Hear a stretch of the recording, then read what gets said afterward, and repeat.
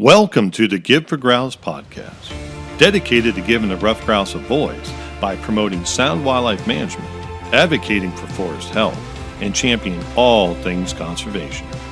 Now let's get to the show with Cody Altizer and Eric Long.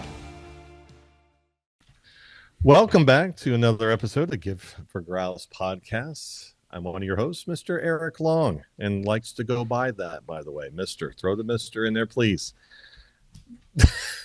And then my brother from another mother, Mr. Cody Altizer from the Commonwealth of Virginia. Cody, despite the weather, what is going on in Virginia, brother?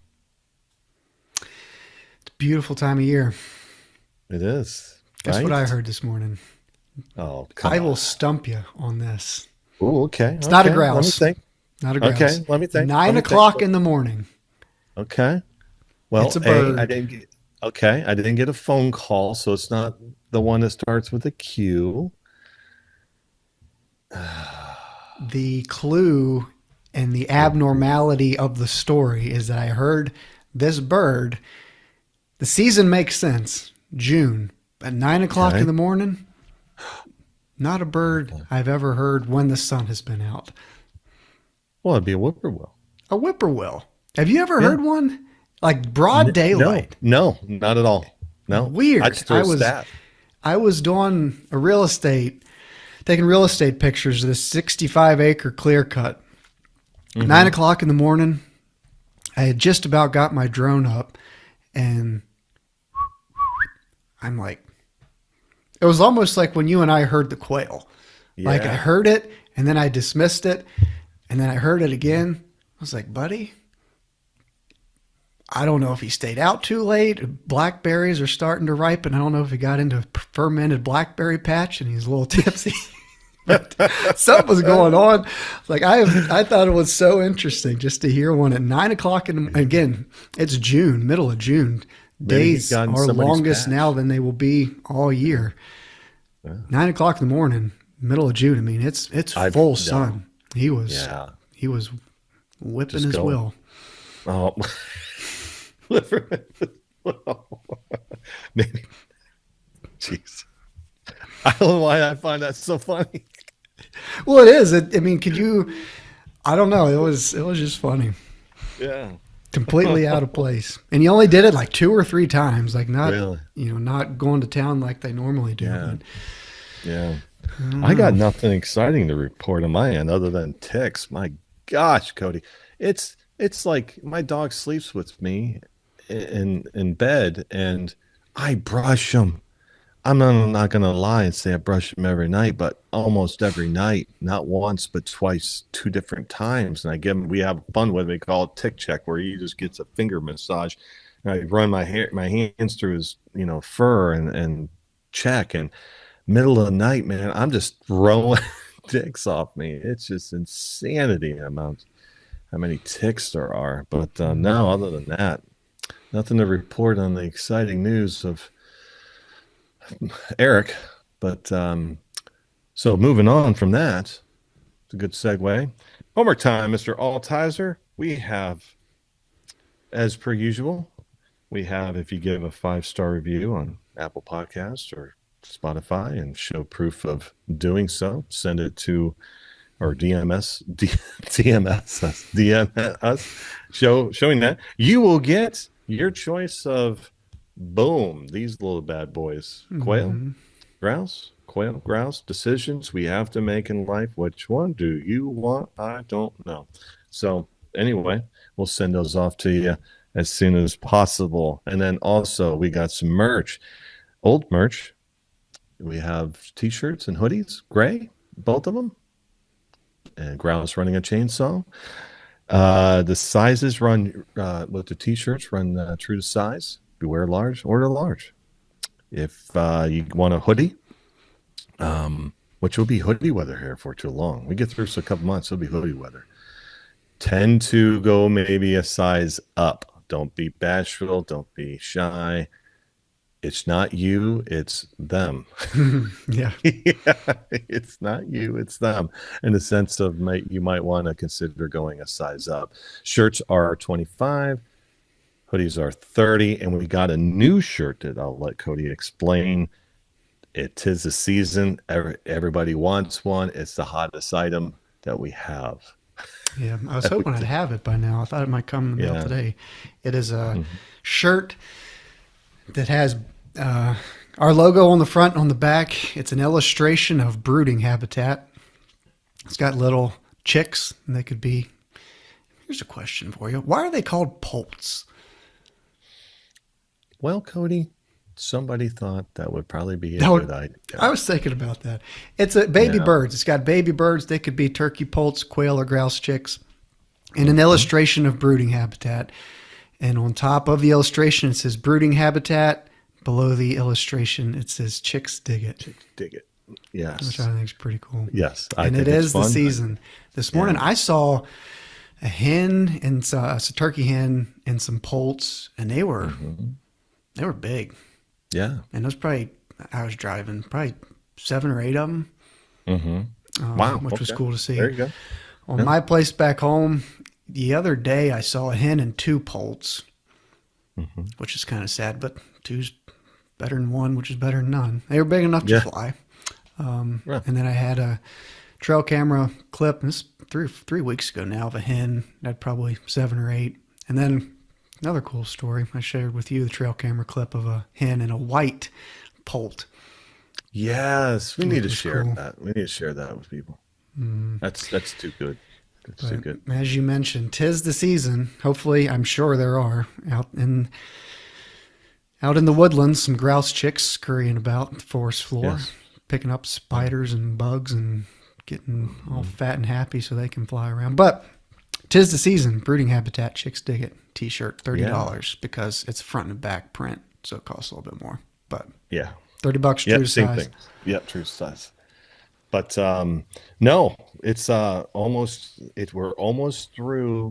Stay off your tractor and mowing season. Okay, we're almost finished where you can get on your brush hog and do some aesthetic cleaning for whatever reason.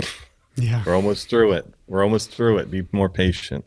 The nesting and at least getting the chicks and poults a little bit of time to get the HE double hockey stick out of your way. So, but we got a really cool guest today. I've known him for a long time. Cody met him. We were at Pheasant Fest many years ago, 2020 COVID year. I think that's when you met Jim. I think that was the time period there. But no, Jim Inglis.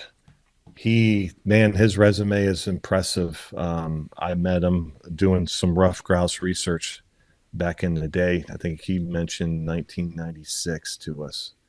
Yikes. That's 30 years ago. That's insanity. I used to know things, Cody. It was great when I had a memory. But I used to do a lot of cool stuff. No, and it just, where do you begin with him? He's man. There's a lot of adjectives he used in promoting Jim. He's very knowledgeable, and looking really forward to this conversation where it might lead, maybe some storytelling, etc. But yeah, I'm excited. I met Jim, but know him better through you than and through the ACGRP, which I have referenced.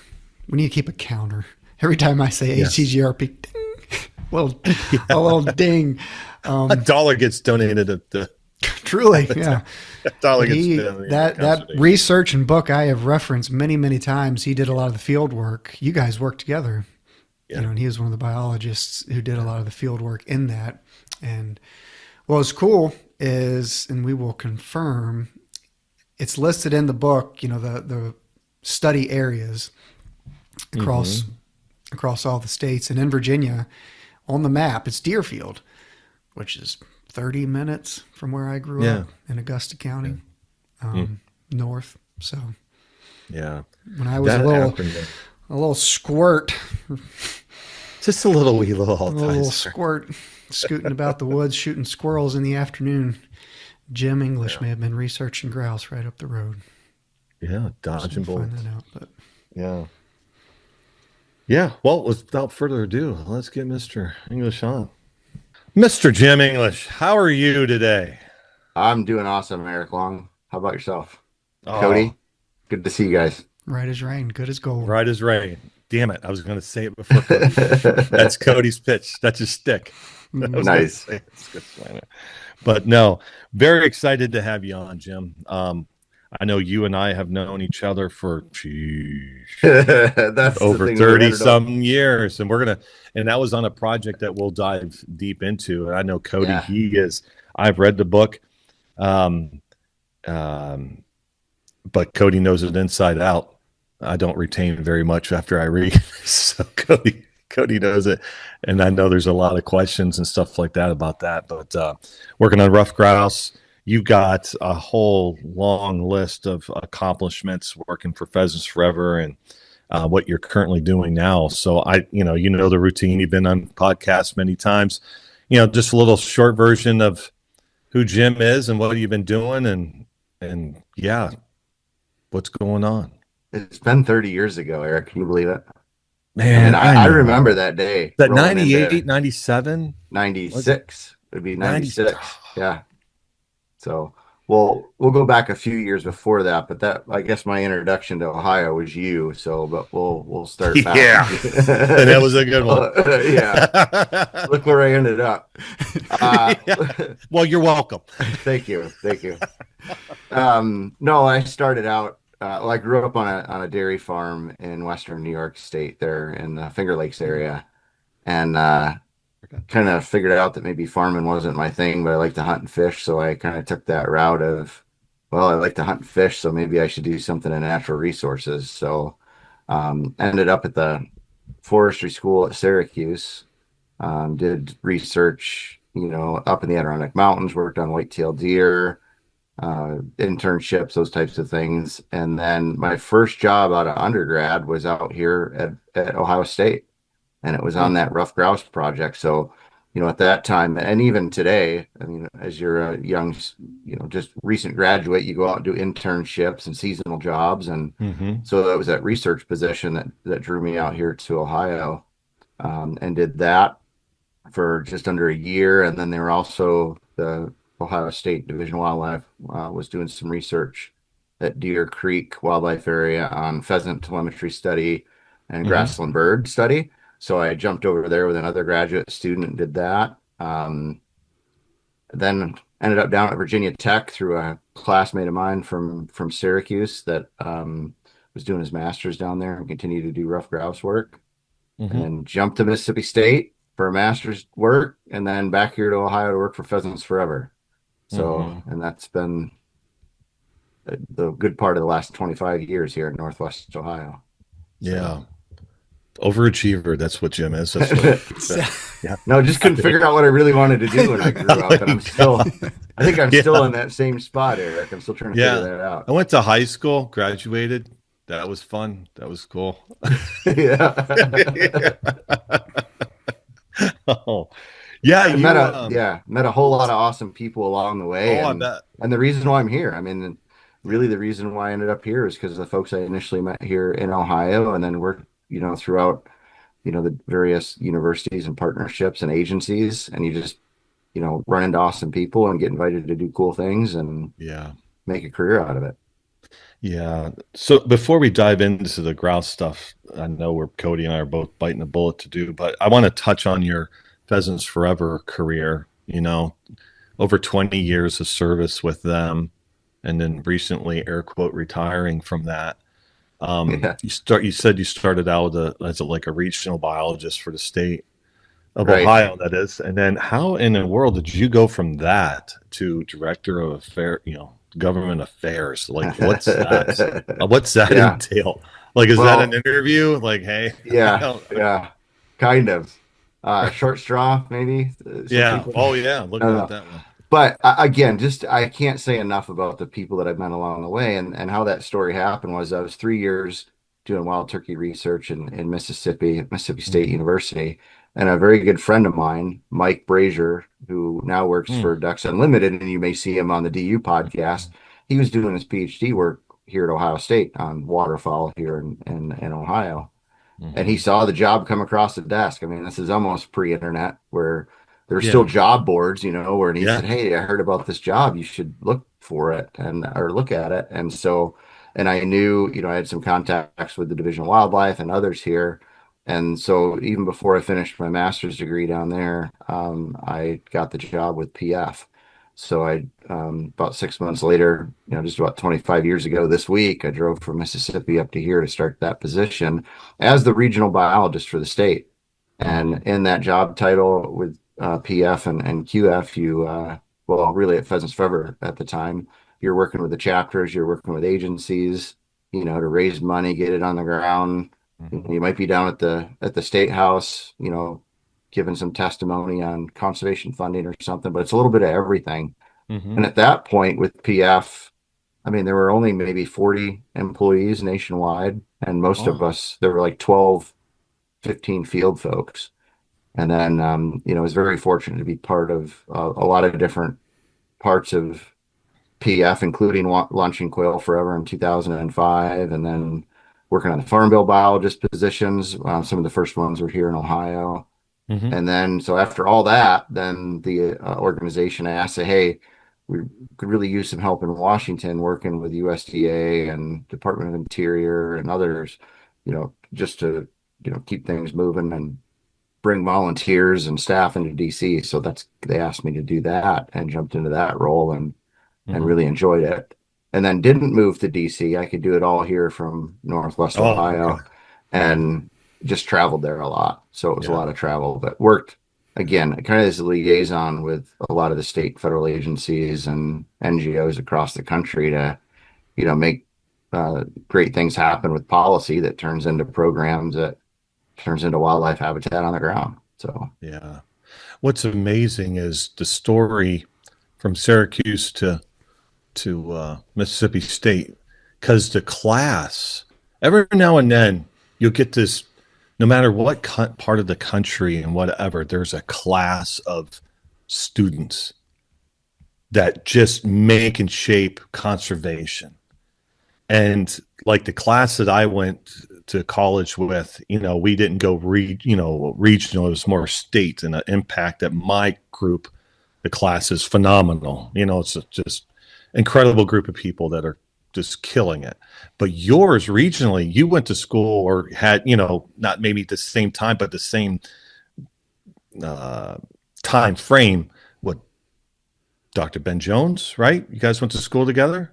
Yeah, we were at Mississippi. We met at Mississippi State. Yeah, we worked on a turkey project together. We were roommates. Yeah, for those few years. Yeah, yeah. What others? I mean, because I think you mentioned a whole bunch on one time. We were drinking some cocktails, but I don't. Right. I heard Hulk Hogan. I don't know. Yeah. What was really fascinating to me was to go to, and it's the College of Environmental Science of Forestry at Syracuse, and you had. In that case, it was, for my view, like the guy that really got me into ruffed grouse and woodcock interest was Bob Chambers, who he did his PhD work here at Ohio State back in the 50s. He worked at Delaware. He did his PhD work at Delaware, and then ended up there. Dr. Bill Porter, who was a well-known turkey and deer biologist, that ended up being he retired from there and then was the Boone and Crockett chair up in Michigan. Guy Baldessari, well-known waterfowl biologist. And again, this guy, but then to go to, Mississippi State, well, and even the folks that I met through Virginia Tech, like Mike Reynolds, Mike Reynolds was down there. He had just moved up. Mike Tonkovich was already up here when I was there. I had Mike Tonkovich's laptop. Like, I'm down there as a technician and we're entering telemetry data and it pops up and, they're just these small world things, that come together later. Yeah. And then I ended up down at Mississippi State where with Dr. George Hurst, who's well known on his turkey research. Mike Chamberlain was there. So Mike was there finishing up his PhD as I was, working on my master's degree. And just a slew of other people, Steve Damaris in the deer world down there. And so all these folks that, I had the chance to be, in the cubicles with, like we were doing field work and then turning into that. But, really when you look back, that's how the network of just being around awesome people that leads to, opportunities that you couldn't even dream of, Yeah. I so regret, when I was going to college at Hocking, they groomed you for state employment. There was the lines on the map existed, and I just so regret not going further because, deer was back then my passion, still is. The Mississippi State, or Texas A&M Kingsville or whatever, and just like it's just so frustrating that it's like I went from there to working on a wildlife area back in the day, it's like, damn.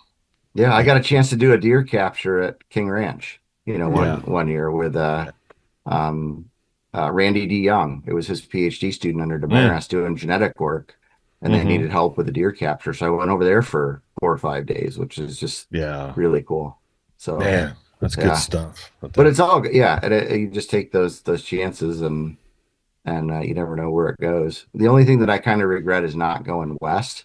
Like I thought that maybe I'd do my PhD on, like when I was looking at it, like the next step, I wanted to do like sage grouse work out in the West and do a telemetry GIS. But man, after 10 plus years, 11 years of being in research and being in school and bouncing around the country in the back of my truck, I was like, man, and this job came up. I mean, again, just super lucky that this is the first job that I applied for with PF and then got it. And I was like, well, maybe I'll take a break and maybe I'll go work for a few years and then maybe I'll come back. But then right.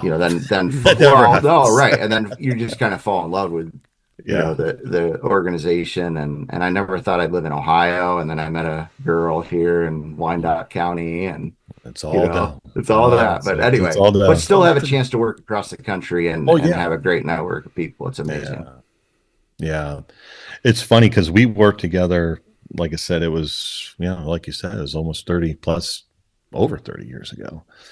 No, 30 years ago. It was 30 years ago this August. I went and looked at my resume to say, so I moved to Ohio from New York there, and it was in August of 96. And then we started to work together on, there's a PhD student out of Ohio State. And this was kind of pre the regional grouse project. So Ohio was kind of the start of it to do that on those 2 study sites. Yeah. So, but that's where we met. Rolled into Coshocton there. And there you were. Both of us just young. Just so young. I saw that picture you posted. You gave it to Cody you put on the email. I was like, oh my God. And then me, I was like, I looked like I came from Ethiopia, but I was white. It was terrible. Didn't they called you Stretch? Does that still I know, but you? it was like, oh my gosh. Is that do you still go by that name, or I thought about that? Okay, I was like, I don't get called that hardly anymore, But oh no, I actually sometimes there was a time I preferred it more than my name. Oh yeah, I was putting Stretch on the Zoom thing, but I thought people were like, the people that I didn't know that we had on, I didn't know if they felt comfortable saying Stretch or something, like I'm confused, so I didn't do it. But it's funny, Cody, we had in the research, we'll dive into it here. I'll pass the baton to you. We had this, it was a tan Dodge Ram 2500 series. And it was like a 90s version of it. And this thing, you hit a pebble and it threw your back out. It was so stiff. Remember that thing? We would haul that. That was a U.S. Fish and Wildlife. That was the co-op unit truck. Yeah. For some reason, I loved that truck, but my gosh, man, it beat the hell out of you. Yeah. It was a sweet ride, Cody. It was all jacked up and stuff. It was a badass. It was awesome. Hauling around that Polaris 6x6. Sticks, yeah. Oh my gosh. But anyway, so times. Yeah. But no, let's talk about the project. Yeah, Jim. We mentioned it in the email. And I joked with you. I joked with a lot of people that I should be getting a commission for all the times I've recommended the ACGRP book. Yeah. I've read it front to back and back to front half a dozen times or more, mainly just because it's kind of it's not heavy reading, but it's the research in a book, so it's not a story. So it's not light reading. I'm just as passionate I am about the bird and the habitat. I have an appetite for all of it and read it front to back. And I had known you, Jim, through Eric, but I didn't know that, the connection. Then I was reading about all the people who contributed to the ACGRP, and then I saw your name, and then I was like, oh, well, that's cool. Even cooler than that, there's some symmetry here, which I think is pretty cool. So you got a lot of symmetry between coming from my perspective, and then of course you guys working on this together. Jim, part of your field work was done not at all far from where I grew up in Augusta County. Yeah. I grew up in Bath. You did your field work in Deerfield in Augusta County. Yeah. Eric, you've been to Deerfield. When we go on deer drives, we ride up through there. So anyway, y'all did y'all's research late 90s, early 2000s. A big part of my grouse story, and I talk about it in a video we'll put out here shortly, is when I was probably 10 years old, reading about grouse in my dad and my grandfather's old hunting journals. Well, I'd have been 10 years old when y'all were doing y'all's field work, late 90s, early 2000s. So I just think it's a cool story how everything comes full circle. But, reference the ACGRP. I've read about it a lot. I talk about it a lot. Recommend it to people to read, to learn about habitat and grouse, because it's so focused, obviously, here in Appalachia. We could do a whole episode. I don't want the whole episode to be about that. I could peg you with a dozen different questions about it, but I just want to we'll start it off. I just want to hear some stories. Pretend the three of us are sitting around a campfire with whatever libation God has provided us with that afternoon. And what, and Eric, y'all worked on it together. Y'all share stories because, there's a lot that went into it, the telemetry, capturing the birds, what you learned. Did you do field work in Virginia and Ohio, Jim? So talk about a little bit of the differences, similarities. Again, that for me as a grouse conservationist, steward, manager is my Bible. So I'm eager to learn whatever you have to share and hear as many stories as you've got to tell about it. So before you talk, Jim, let's set the stage here that Jim was the brains and I was just labor. Okay, so no, I was labor too. Oh yeah, we were working for the PhD student. Yeah, that's what we were. But yeah, I just laid the traps, cut the lines. Cody would. I explained it to you one time. It was 100 yards or 50 yards. I forget the rolls, and it's like chicken wire up to just above your knee, and you'd roll them up, and then you would go into grouse cover and you cut, a swath, and then you would put these traps up. Well, there was times where I couldn't bend my hands and blink because the poison ivy was so horrible. I had it from head to toe, and I mean head to toe. Oh yeah, like I had to go get shots every time we worked on this project. So I was just, that's all I'm going to say. I'm going to let you talk, but I wanted to set the scene. Like I did no research other than try to give a grouse a hematota, trying to get blood sample out of its arm. That's all I did. Yeah. Go ahead. I'm sorry to interrupt. Man. Well, so yeah, the research that started here at Ohio State, of course, ruffed grouse research has been going on for a long time. And we talked about even back into the 30s, and the stuff that was done in New York on that famous project there. But this one started out with Ohio State, and then what became the whole ACGRP was to figure out what was happening with grouse along this area. Our project specifically was looking at public and private land birds. So Eric and his colleagues also went out onto private lands around Woodbury Wildlife Area and to find, private lands birds. And actually we found just as many or more on private lands than we did on public, but we were trying to find that balance because just to see what the comparison was there. Most of the other sites were on, I believe, public ground. I'm not sure that private component. You actually made me pull the book off the shelf, but I haven't. I mean, it was dusty because I haven't looked at it in a while, right?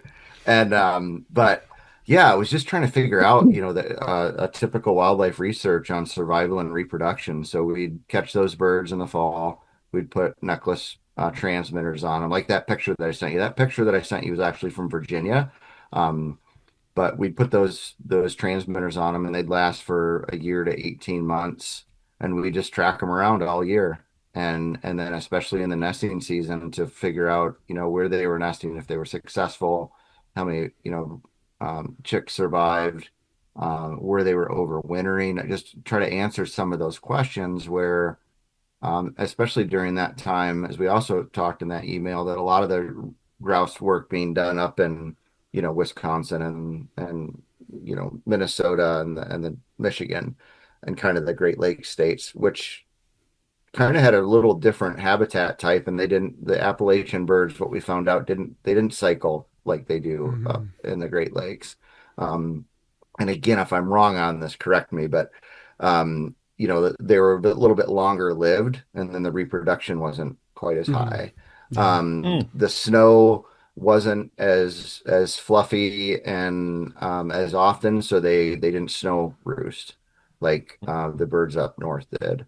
In fact, I mean, there was a snowstorm back there, and maybe Cody, you remember it. So it would have been in 97, 98. It must have been 98 where there was a really bad snowstorm. And I remember losing like 3 or 4 birds in the snowstorm. Like Mm. I found them. Really? I couldn't find them until after the snow melted. And we found them just like curled up underneath brush in the snow, and they just Mm. died, and it was crazy. And Wow. that happened a couple times, so that was really kind of cool, but Interesting. or interesting, to figure it out. But and then we also had bands on their legs, reward bands, so that when a hunter harvested one, they would turn that information in. And, so we did have, that as well to see what the hunter harvest was, because one of the questions were, um, does does hunting, is it additive mortality? Is it reducing the number of birds in the population, which is a lot of the discussion that we're having now, in these states where, should we close season? Is hunting additive? Should we reduce the season or the bag limits? So again, man, we're talking 30 years ago where things have changed so much since then. Um, but to take that information and kind of inform where we are today. So, Mm. Mhm. What was one? I mean, I'm asking you to go way, way back in time, but what was something that you learned that was surprising to you, or through the research, you didn't know beforehand, or the research taught you? What was one of your biggest takeaways from all that research? the grouse traps are very effective at catching raptors and skunks. Mm. Mhm. And I Good dealt skunk with both catcher. of them, right? Mhm. Trying to get a skunk out of a chicken wire trap is always fun, and I did that a couple times without getting sprayed. Mm. Um, I think what really fascinated me, so as somebody that grew up in the Northeast and in college too, my education was all like public, it was always state, federal land, or mostly state lands, and state agencies and forestry, right? So having that forest background and looking at the fragmentation in that landscape that we were up here in Ohio and Coshocton and in that area around Woodbury, is that when those grouse started to leave those core areas, they died because Mm. during that dispersal area, they were more susceptible to predators. And it really, to me, in my mind, as a young biologist, is thinking about, the corridors, and all of it makes sense, right? And it was in the research even before. But man, as soon as you start seeing that dispersal in the fall, or that fall flight, or if a bird just happened to start moving out of the territory, I'd start looking, oh man, that bird's dead. And sure enough, Mm. often they would get into that fragmented area. And I remember one that left the area where I followed it down like a really long hedgerow, and that was like in the middle of a cornfield outside of, I can't remember if it was public or private land, but I remember having to get permission from that landowner to be able to walk down. And I'm walking down there, and sure enough, I walked down there, and it was nailed by a hawk or an owl.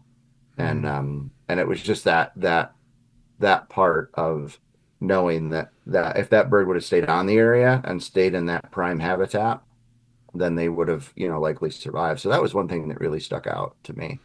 The Yeah. dispersal, are you talking about fall dispersal when the broods break up, or Yeah, okay, yeah. yeah. Or How anytime they would move out of those core areas, those really high quality grouse areas, if they were mm, just going exploring, or even if it was a hen that was like, all right, I'm going to leave my core home range to find a new nesting area.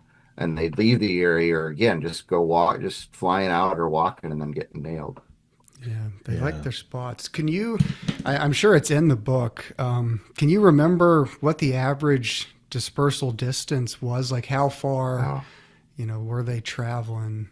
And you'd have to look that up. I'd hate know. to, It's to in the ping book. that one. Yeah, it is. I can't remember. And I think that was part of, some of that home range data, which is also fascinating back then where, we were using VHF telemetry and now we were using all GPS stuff too. So it's cool to see the data that's coming in, with the more pinpointed and more often because we were only tracking these birds a couple times a week, so sometimes we'd miss those spots and not know exactly how they moved.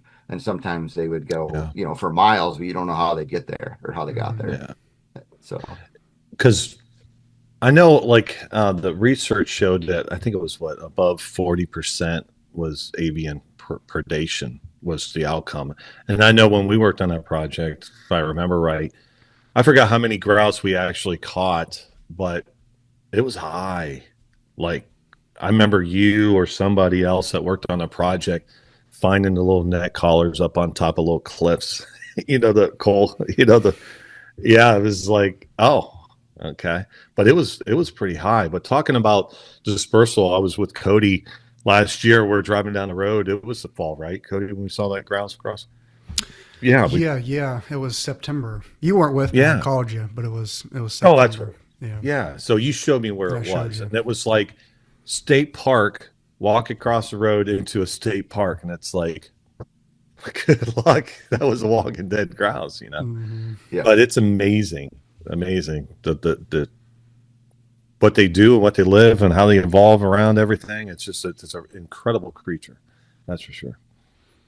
Yeah. And then the research, or Cody, I don't know if you have any other questions, but in Virginia, that research was specifically doing clear cuts.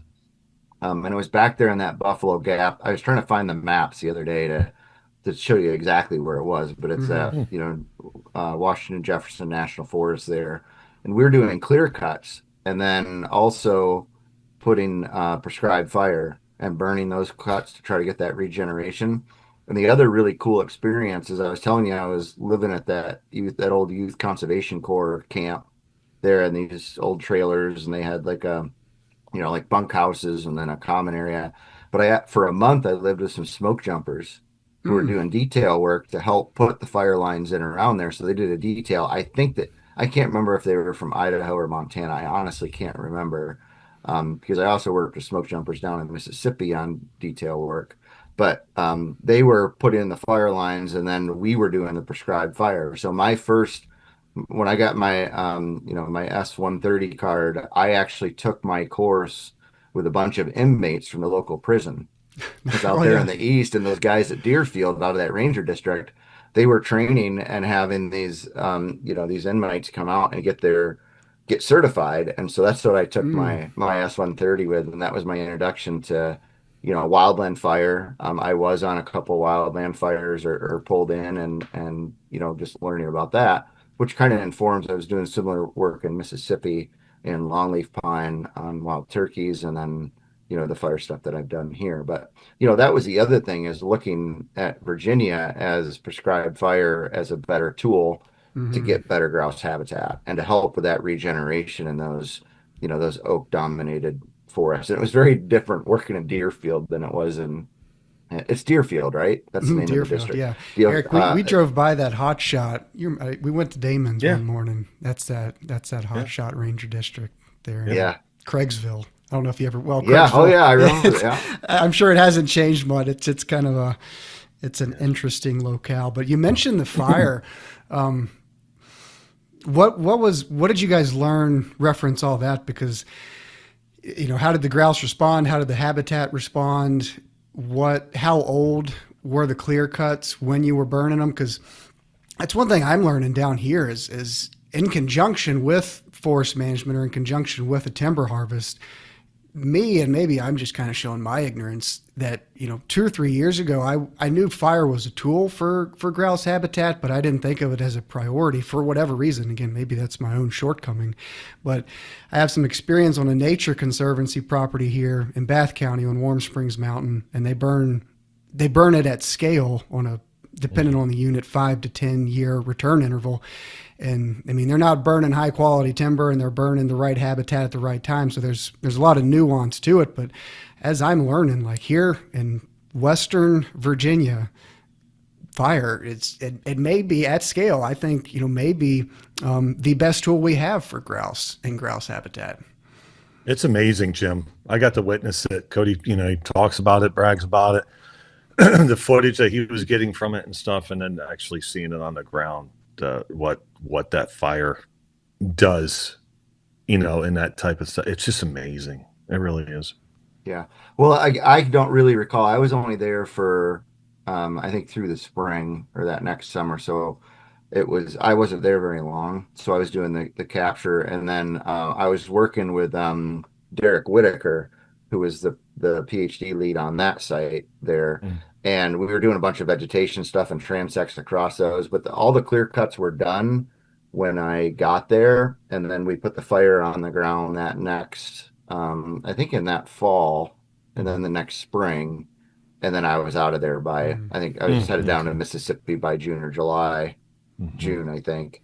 And so, so I didn't get a chance to see that. So I'd have to actually go back and look at that research in the book, and then maybe some of the other papers that pulled out after that on the usage of those areas.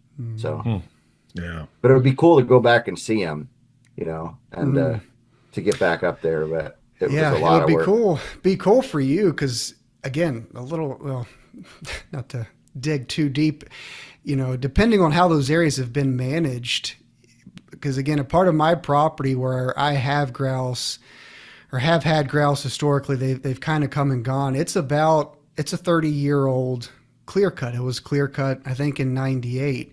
So it'd be cool for you, not that, you got the time to do it, but to kind of revisit that stand and the habitat, of course, depending on how it's been managed in between then, in between now and then, to see if there are still grouse in the unit. Because we got a message, I think I told you on Instagram. It was on North Mountain, which is a big mountain, near Buffalo Gap, and a guy told us he saw two grouse last weekend, which is, again, big mountain, but in the ballpark of where you were, I would imagine. Yeah. Well, is there still a grouse area. Focus area there?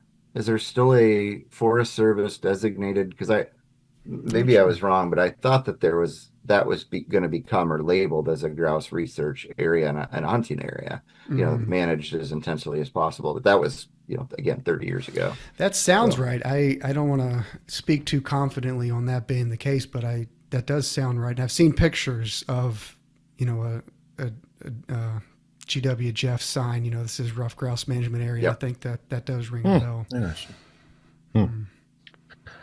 So, Jim, working with, PF, and then your knowledge, and, knowing grouse and stuff like that. I mean, where are we at with everything? I'll get to the questions. It's kind of broad, and I apologize. But, working with, your position, director of, government affairs and stuff, like how do we, like Cody and I, Ruffed Grouse Society, you're running out of fingers to plug holes. You thought this was like, all we got to do is promote logging and, let's just convince people that, and then grouse would be great. That's not even close to being the truth. There's so much, it's so complicated. We got to plug this hole for that to work, and they got to work that. It's just a line, a crossword puzzle of stuff. But it is a broad question. But like, how do we, like, where are we at with it? Is it something like, how hard is it? How easy is it to get to the government involved in, is it to tariffs? Is something silly like that? How do we get paper mills back up and running? Dabbling in DC as much or a little as you did, is that something that we need to be heading towards, that lobbying more toward? And I'm sure the paper mill and the logging industry has lobbyists and stuff like that, but is there something else that can be done if any of that made sense? But yeah, no, it's all, I mean, there's no question that, our wildlife populations and our natural resources, react or respond to our land use practices. Yeah. And, I grew up in an area of New York and even being up there in the Adirondack Mountains, I mean, they were trying to farm that land in the mid to late 1800s and realized they just need to abandon it because there's no topsoil. Either that or they just, farm the topsoil off the top, and then it just came back. And it's really interesting being at this time because I'm doing a bunch of Revolutionary War Ooh. research where I had a ton of ancestors. Like my ancestors came from the east. I'm the furthest one to move west to Ohio in the No, last really? darn near 400 years because it goes back Wow. clear to the colonies. And it's like, and looking at that, but also there's that lineage of farmers and to think what they saw and then what they did, to try to clear that forest land to farm it when there was no topsoil. But also look at what happened after abandoning that land, trying to farm it in the late 1800s into the early 1900s, and then the massive regrowth that you had on those old farms and the grouse response, like where my great grandfather and grandfather grew up grouse hunting, in the Tug Hill of the Plateau area of New York and down in the southern tier, where they were avid, grouse and rabbit hunters.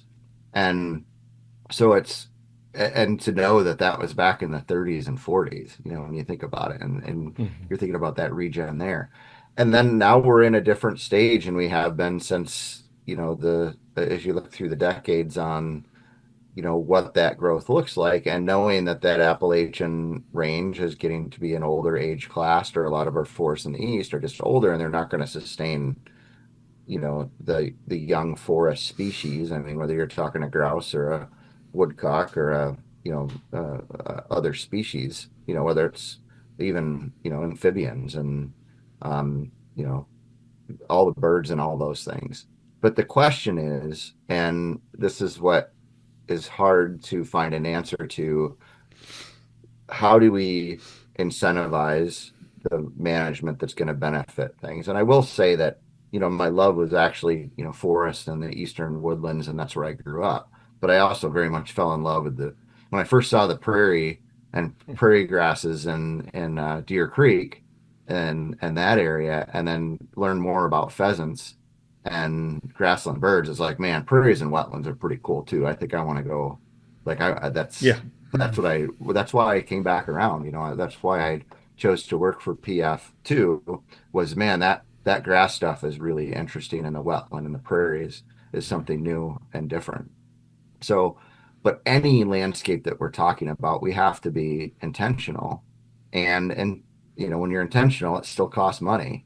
And so, how do we, or it needs to make it work on its own, but we're almost in a situation anymore, not only in the US or North America or worldwide.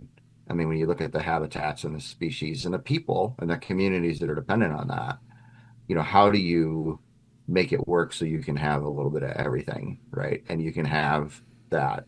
And it's certainly easier to go out and take a farm field or an old hay field and turn it into prairie and have, or dig a little wetland, and you're going to have an immediate response or within a couple of years. And it, as you well know, it takes more time sometimes. Although, you cut down, you do a small cut and a regeneration cut and run fire through it, you're going to have a pretty good response as well.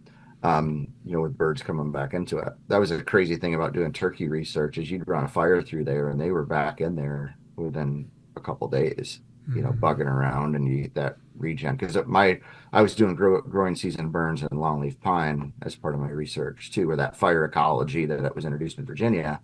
But I'm not really giving you an answer. Maybe I'm being too much of a lobbyist and I'm somewhat of a politician, but it's going to take money, and which we, I think, as a wildlife community, have done a good job. We've got more funding for conservation than ever before.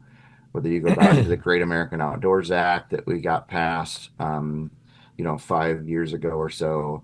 We started out with like now that's in the One Big Beautiful Bill. We just had the Farm Bill, the Senate version of the Farm Bill dropped yesterday. Mhm. And so also the lens that you normally look through is that private lands piece. I've just been fascinated, and that farm and rural background too, is how do we manage our private land, forest and fields and water. And that's where I spent most of my career and my attention. But it's really going to come back to how we fund that. The next thing is I think we're to the point that we realize we've got to be very targeted, that on the funding on where can we put the money to help with that specific species. Mm-hmm. And I think within the last couple of years, like with the lesser prairie chicken that's been on and off the endangered species list for 3 times over the last dozen years, it's kind of a political football back and regulatory political football back and forth. And we've got to make the decision, do we want that species to stick around or do we want it to go extinct? And how do we focus, and is it, and the lesser prairie chicken ties in very well with ranching, and we need cows. We don't have buffalo running around in the tens of millions to manage the grass. So we can use cattle and we can use livestock and we can use fire and we can use rotational grazing and all those things to make that habitat the absolute best that it can be for other species and economically for the rancher. And then we have to think the same thing about those timber, the timber and the woodlots and the forests that we have. Is there a value there to manage and do it right, to manage it correctly for species? But is there the market there? To your point about, lumber, sawmills and paper companies. I mean, is that paper company still in Woodbury that I lived next to when I was there? No. I mean, Nope. so yeah.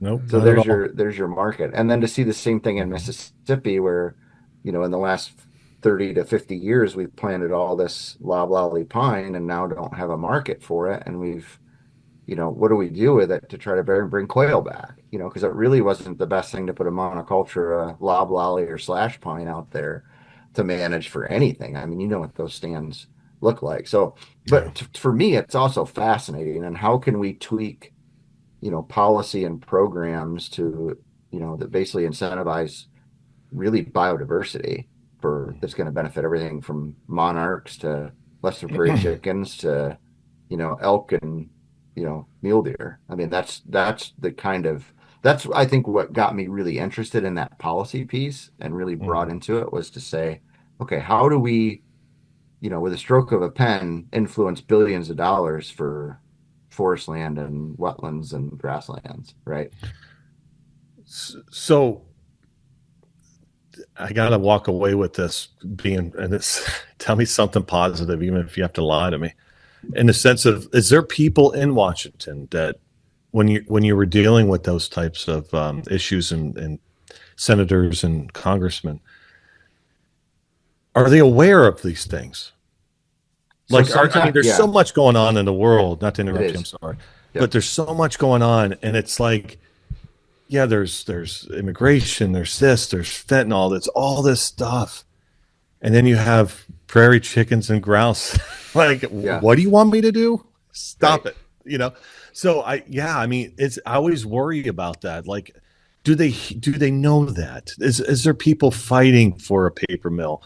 Is there people fighting for, like, when I was in South Dakota, they changed some type of policy, and this is third hand, so I'm getting information from somebody that heard something. Okay. So the grazing was different, south of the national grasslands, where, sharptail hunting, and it wasn't getting grazed like it used to be because of the water.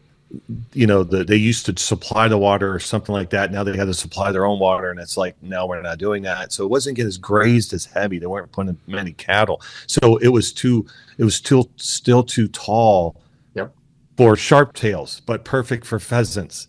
It was grazed, but it's not. So it's stuff like policies and stuff. But tell me something positive. So to talk about DC particularly, and my first time there was almost 20 years ago when I went with PF. And it was in part to talk about the Farm Bill biologist program, where we're trying to put technical assistance on the ground to help, in partnership, state, federal, local, to deliver the Farm Bill dollars. But there are several members of Congress that know this stuff in and out. They are hunters, they are anglers, they are farmers and ranchers, or their families were. They get it. The other thing that's really key is the staff that they have working for them. And some of them are, come from rural areas. Some of them don't. But they're absolutely 110% willing to learn more. And the more that you can provide them, and the more that you can provide them in a coalition of other groups to say, okay, well, this isn't just Jim and, whatever, Jim from Wyandotte County talking about this in his backyard. It's like, well, you know what? I've got Eric from whatever county you're in, and I've got Cody from whatever county, and they're saying the same things. Well, then you pull all the coalition, and that's the other thing that I've been really blessed with and proud of is the coalitions that we've built within the wildlife community. So whether it's the American Wildlife Conservation Partnership or the Theodore Roosevelt Conservation Partnership, these larger coalitions where we're all saying the same thing, and these are our top priorities. And if there's anything that I could leave with you like that is to go look at what those priorities are, both with Congress and administrative. The other thing about the individual members of Congress, whether it's senator or your representative, is what committees do they sit on? Are they sitting on, ag committee working on forest policy for private lands? Are they sitting on, any of the other committees where forest or for U.S. forest or USDA policy is impacted, like through appropriations? What's the budget for the Fish and Wildlife or U.S. Forest Service or USDA, or where's the fire budget, or the issue about right now where so much of the money for the country is being utilized and sucked up for wildland firefighting. I mean, with a lot of these disasters that we've had, I mean, it takes money to do those things. So how do we do it? So yeah, and then what do we do after the fires? Can we go in there and remediate them? Can we do some reseeding? Can we keep the invasives from coming in, and those types of things? So in a lot of aspects, I've had a lot of positive conversations, and we've seen the results on that. But yeah, it takes time, and that's where that grassroots piece of when pick whatever organization that puts out an action alert, you send that email and make that phone call to say it's important to me and my way of life, and oh, by the way, it's important for wildlife. And to your point on water, that's the thing about the lesser prairie chicken, is that it sits right on top of the Ogallala aquifer that's going to run out of water at some point, and it's dropping by hundreds of feet in some areas, and with the droughts and with the fires. So the other lens that I try to look through often, as well as a lot of my colleagues and others, is there a natural resources solution to this problem? Can we use natural resources to recharge the aquifer through wetlands, through not maybe irrigation and irrigating crops because they're running out of water, and just trying to find those things on where it makes sense. Grass-based grazing systems that still need to be managed and grazed, because the worst thing you can do is take those cows completely off them long term and have too thick of grass, because those systems were dependent on grazing by buffalo and the hoof action and the nutrient recycling, as well as indigenous fire. Like Native Americans have been all over North America using fire as a tool for 10,000 years plus. Yeah. So those systems and those species are dependent on that. So, but no, it is. And I would encourage you that maybe you need to do an episode in DC sometime and take your camera, Cody, and video it. And you've seen some of the stuff that, a lot of our groups have put together over time. And I used to be in DC 2 to 3 times a month. I'm still there a few times a year for some of these things. And you make good things to happen when you bring the groups together. And it's not just, so to your point, maybe it's not just the conservation groups. It's also that paper, that mill that needs to keep that open. So you're going in there and you're saying, we need this open for our community. We need an investment in this, because we also need it to manage for, grouse or whatever else too. So, but I don't know if I've ever met I don't know if I've met another, I don't know if I've been on the Hill with anybody in the paper industry. Yeah. That might have been a first. I haven't been in the same meeting with them, but there are others. I mean, Bruce Westerman is one that is an advocate, because he is a forester, and he sits on some of those committees and does a lot there in the Southeast. So now I feel okay. You didn't make me feel better. Now I'm going to lay at night worrying about the aquifer in the central part of the country. So I appreciate that, Jim. Thanks a lot. I've been seeing that. It's been getting a lot of traction. not to get sidetracked on that. But yeah, it's just like what another thing to put a finger in a hole to try to plug. It's like, oh my gosh. But policies create this and policies create that and mismanagement and of everything, you know, it was kind of created. We did it to ourselves, obviously. But And then yeah, what the priority is, because there's only so much funding to go around. You know, yeah, there's so much of that available. So where are the best places to put it at this time? yeah, Or how do we invest in that? Because we also know that, in fact, I just used this figure the other day. I mean, outdoor and wildlife based recreation, hunting, fishing, camping, and all that in Ohio, I believe, is a $20 billion a year economic driver.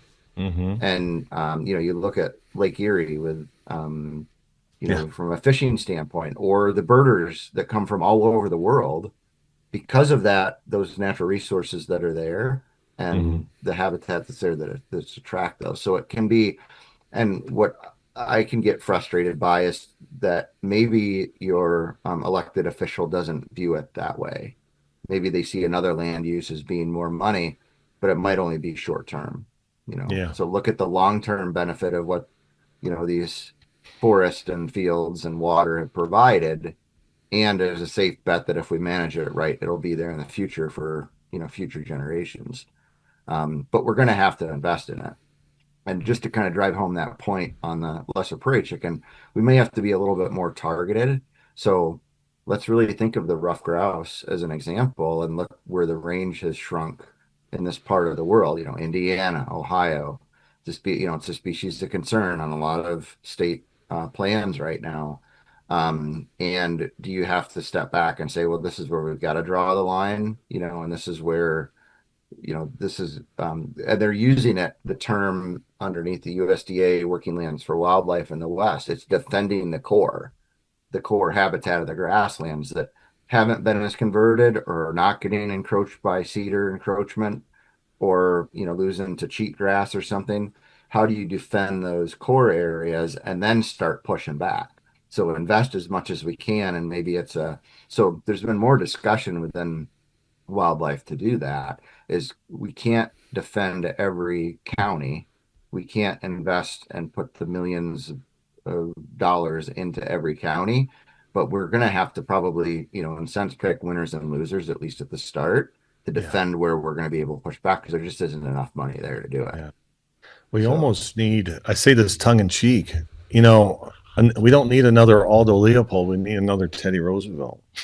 You know, yeah, yeah, someone that's just a leader. It's just like, this is what we're doing. We're going to put the outside noise aside and this is what we're going to do and, you know, fix our blunders. But yeah, it's interesting. yeah. Oh my But I gosh. feel really good about the money that's there. I think that the thing they're going to be challenged with, and it's got to continue to be a partnership between federal, state, NGOs, local individuals, you know, peer to peer, farmer to farmer, forest landowner to forest landowner to make that happen. I'm doing it here outside. So you know, I live here in Wyandotte County, not, and my in-laws have a place outside of Killdeer Plains Wildlife Area, you know, just over 9,000 acres. And just a little bit of work I can do with the neighbors and people that I know through PF and others that I've met to say, okay, well, let's make this habitat better. It's going to benefit our turkeys. It's going to benefit you know, I've got sandhill cranes and trumpeter swans on our wetlands that we restored, you know, through the Lake Erie CRP program, that's the Conservation Reserve Enhancement Program. There are tools out there that you can implement and have an impact locally. Same thing in the forest side, and I feel like this increased money that we have in the Farm Bill, like we saw here in the Senate version yesterday.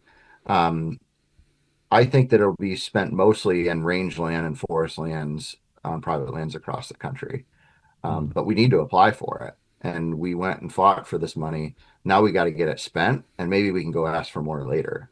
But you know, there's still that opportunity and get it done right on the ground too. Excellent. Within the farm bill, you know, how you said we got to get it spent. How does, because I mean, maybe I'm the minority. But I don't know much about the language of the Farm Bill, how it operates. You said we got to get it spent. How does money within the Farm Bill get spent? Is that NRCS equip contracts and funding, like CRP programs? Like, how does all that money get spent, to private and public lands? Well, you just used three acronyms that maybe some of our listeners don't know about. So I know you're ahead of the game by saying. Well, that's one thing. Let me interrupt you, USDA. Jim. That's one thing when it comes to these programs. There's all these acronyms, and it's so confusing to people. When let me start over. I seen somebody's PowerPoint presentation from Ruffed Grouse Society, and I was so blown away, so confused. Like, how is this supposed to be like the common person supposed to understand? You got equip, you got this equip, and then you got, it's. Well, if we didn't use acronyms, and I would say, I mean, if you know an engineer or, look at sports and the acronyms there. So if you're in your niche, you're going to use acronyms, and it makes the presentation shorter. But I agree, and that is something that you need to be like. I am, now that I'm in this consulting role, I am back out in the field, and I'm meeting with farmers and ranchers and forest landowners, and I'm very careful to say I might stick to maybe one or two programs, not to hit them with the alphabet soup right from the start. But to say, okay, well, I'm looking at your woods here. I think this is going to be perfect for, the Environmental Quality Incentives Program with the USDA. Well, how do I sign up for that? Because they weren't farmers or they didn't have that land or that piece of forest land or road. It's like, well, I'll tell you what, I'll meet with you at the office. We'll make an appointment. We'll go get you signed up. We'll get this set up.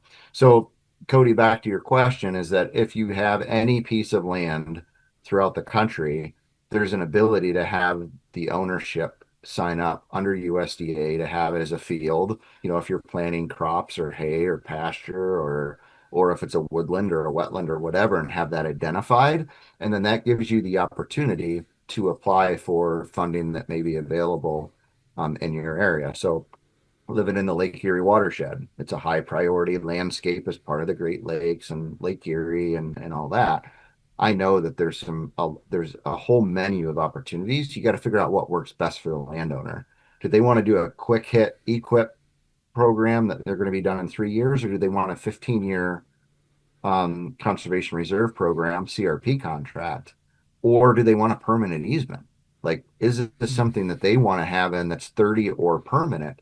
To say, you know what, this is what I need. But you need to, when you work in that private lands piece, you need to know what the landowner's objectives are. Is it deer? Is it turkey? Is it waterfowl? Is it monarchs? Is it do they want walking trails, or they just want to see a bunch of pollinators?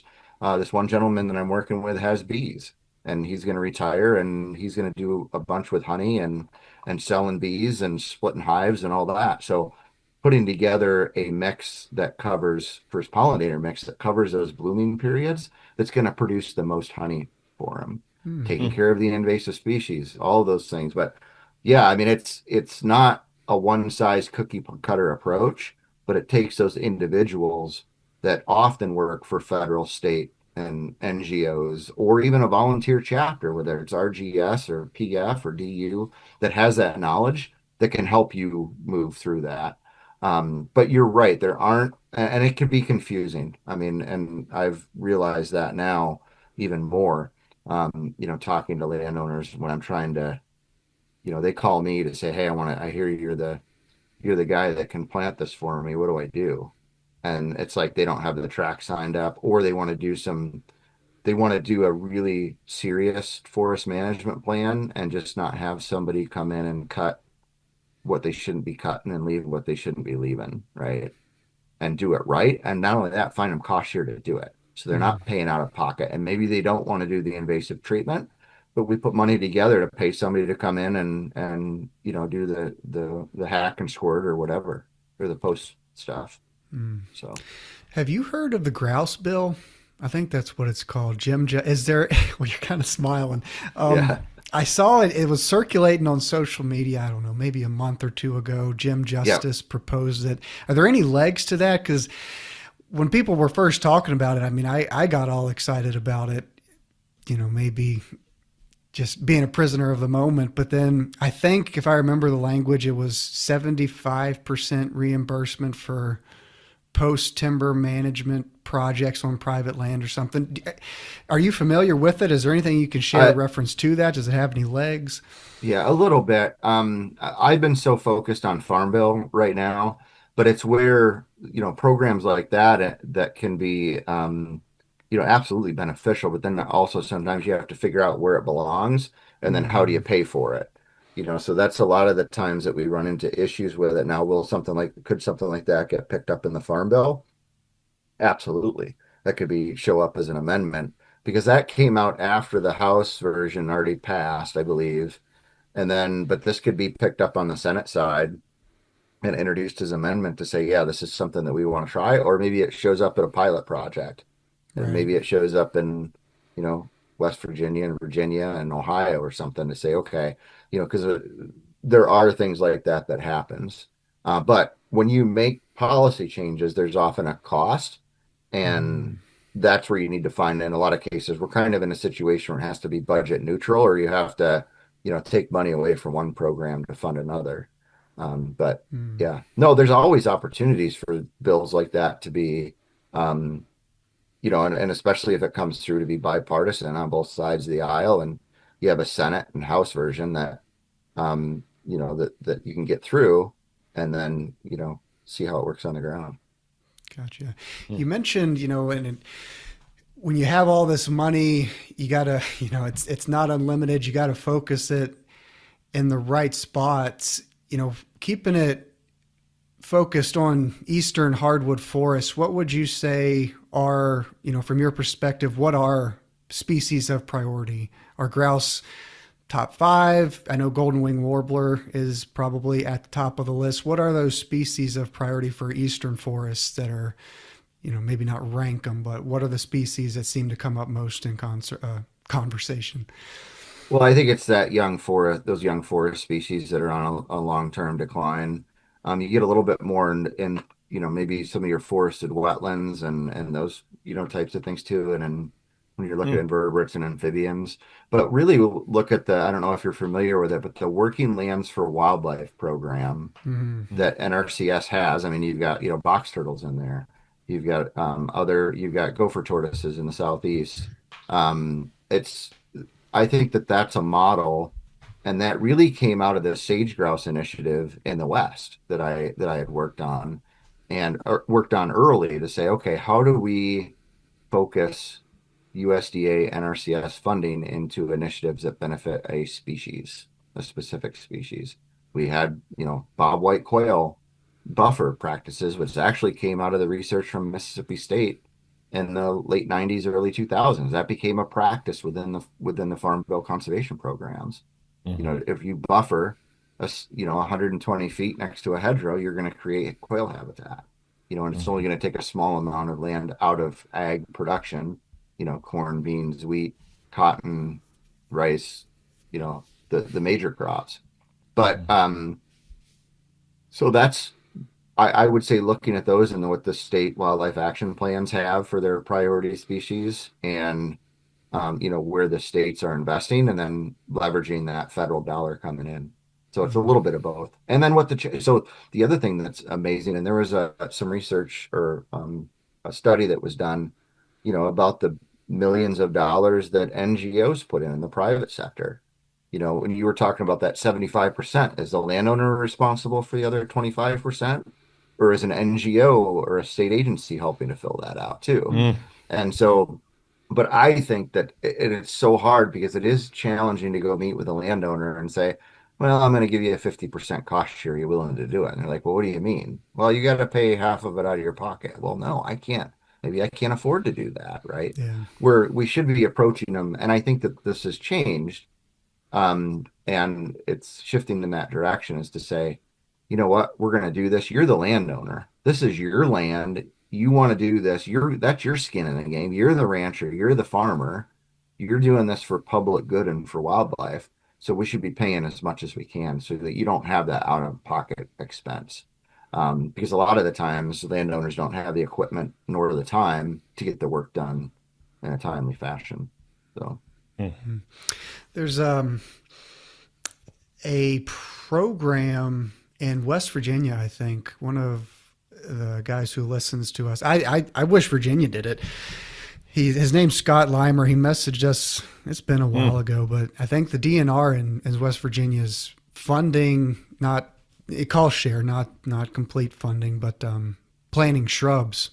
Under they call it a grouse project or a grouse program or whatever, but they're allocating significant funds for the planting of, you got to pick a certain species off a list, hawthorn, serviceberry, all these native shrubs. But is that well, it is just for, is that a DNR project, or is that like within the Farm Bill? Again, I hear Farm Bill and then, it kind of trickles down, and I'm not sure like all the layers to the ladder of it all, but that sounds like a cool program. Yeah.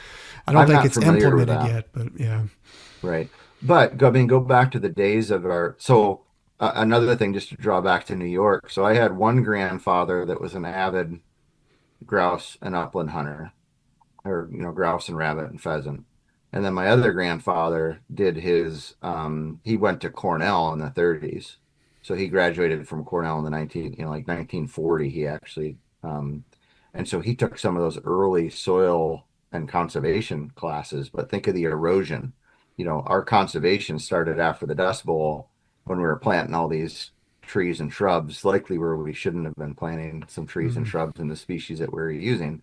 But what I'm saying is that a lot of the times these local programs were in part funded by like your soil and water conservation districts, or at that those tree sales and shrub sales, or they were pretty much just paid for because they came out of a state nursery or a federal nursery, and they're like, we got to get these windbreaks and we've got to get these things planted now on the landscape. So there's so many versions of that across the country in that spirit of soil conservation, back to the 30s, really, in those CCC days, that Civilian Conservation Corps or the Youth Conservation Corps, and some of that where they were doing a lot of that reforestation side of it.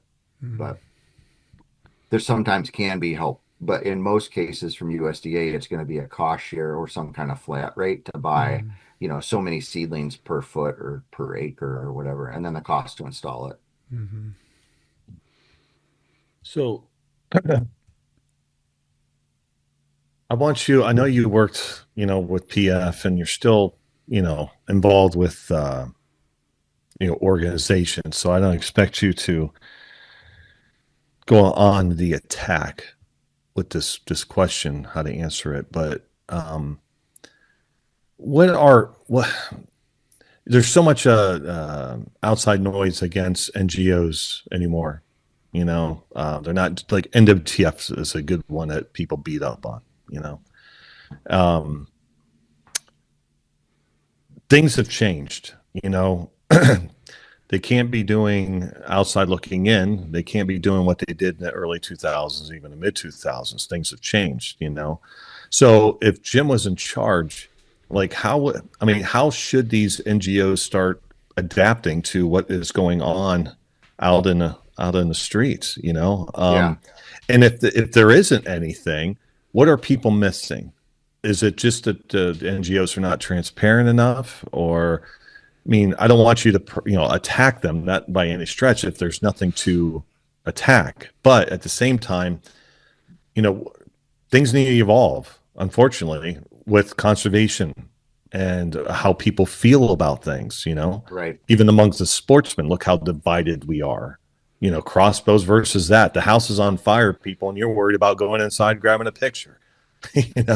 Yeah. And so I think you understand the questions, like to summarize it, how do these NGOs adapt, and what are they should be concentrating on, and is it transparency that people they are doing these things, but they're not being transparent? Since you've worked, you're still in the game, whether you're retired or not.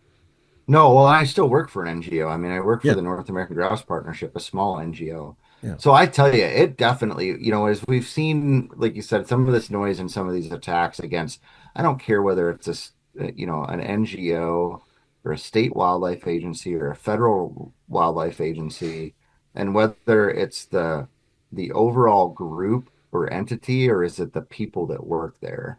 Because I think you can agree that, we got into conservation and wildlife because we loved what we do.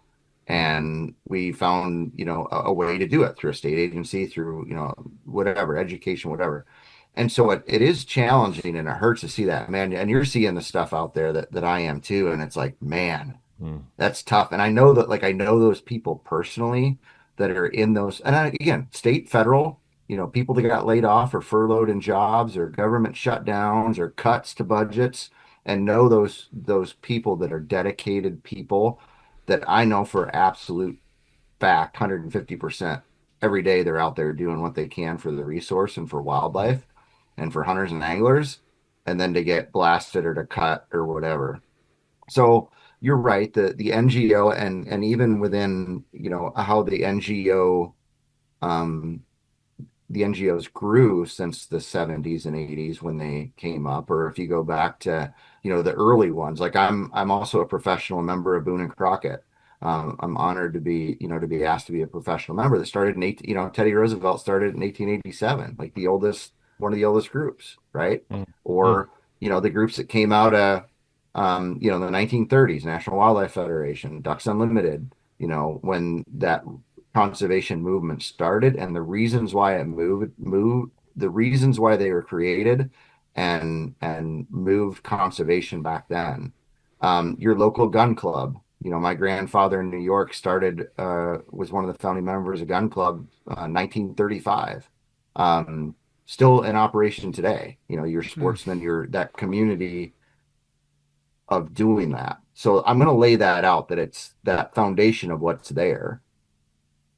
We're still going to need groups and people and individuals to deliver these programs and to raise the money. Now, I know that there's been some attacks out there about, funding and all that, but all that stuff is fairly transparent. If you go to like Charity Navigator, you can look at the numbers. You can look at, as these nonprofit organizations are out there, all of that stuff is public.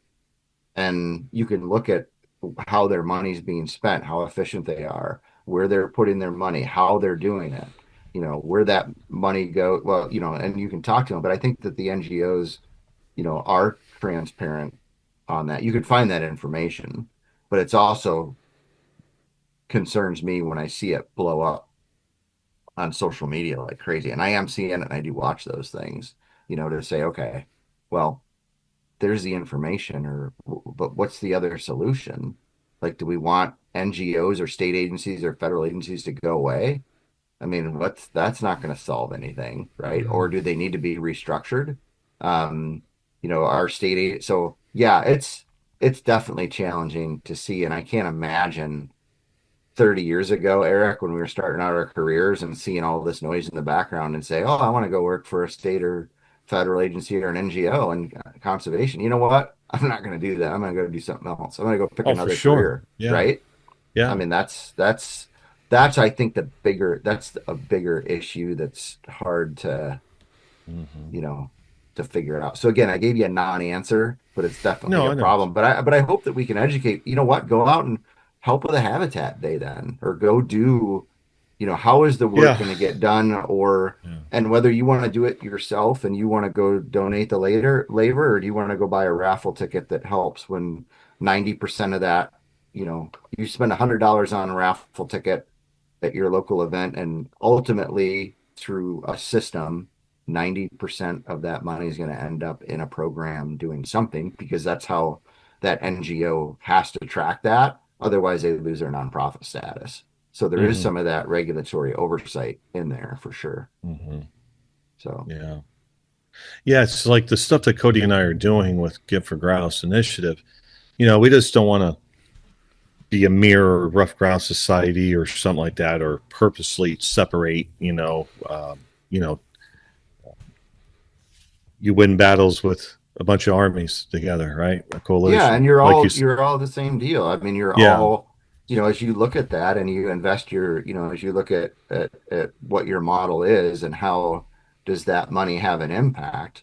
Yeah. But also recognize that if you grow, like you look at some of these organizations that are 5, 10, 50, 100, $500 million a year nonprofits, and how those operate.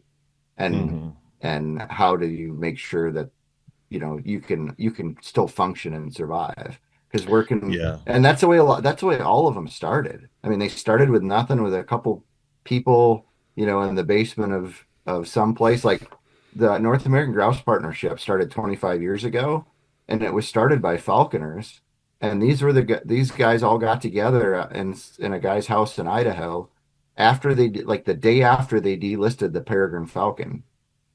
And these falconers were all, because grouse is like the pinnacle for falconing and all that. This is things I learned. They're like, oh, let's start another nonprofit. And oh, grouse are in trouble. Prairie grouse are in trouble. So let's start a nonprofit. And again, we're very small part-time, staff and volunteers and those to make it happen. But it still, gets things done, and we're still involved, and we add our voice and our members and ranchers and landowners that we work with add their voice to the bigger voice to make sure that we continue to move forward. So yeah, we need all the help we can get. As many nonprofits and NGOs and agencies and individuals, and especially those individuals that are dedicated to move the needle on something, like you guys are doing. I got an idea. We need to infiltrate.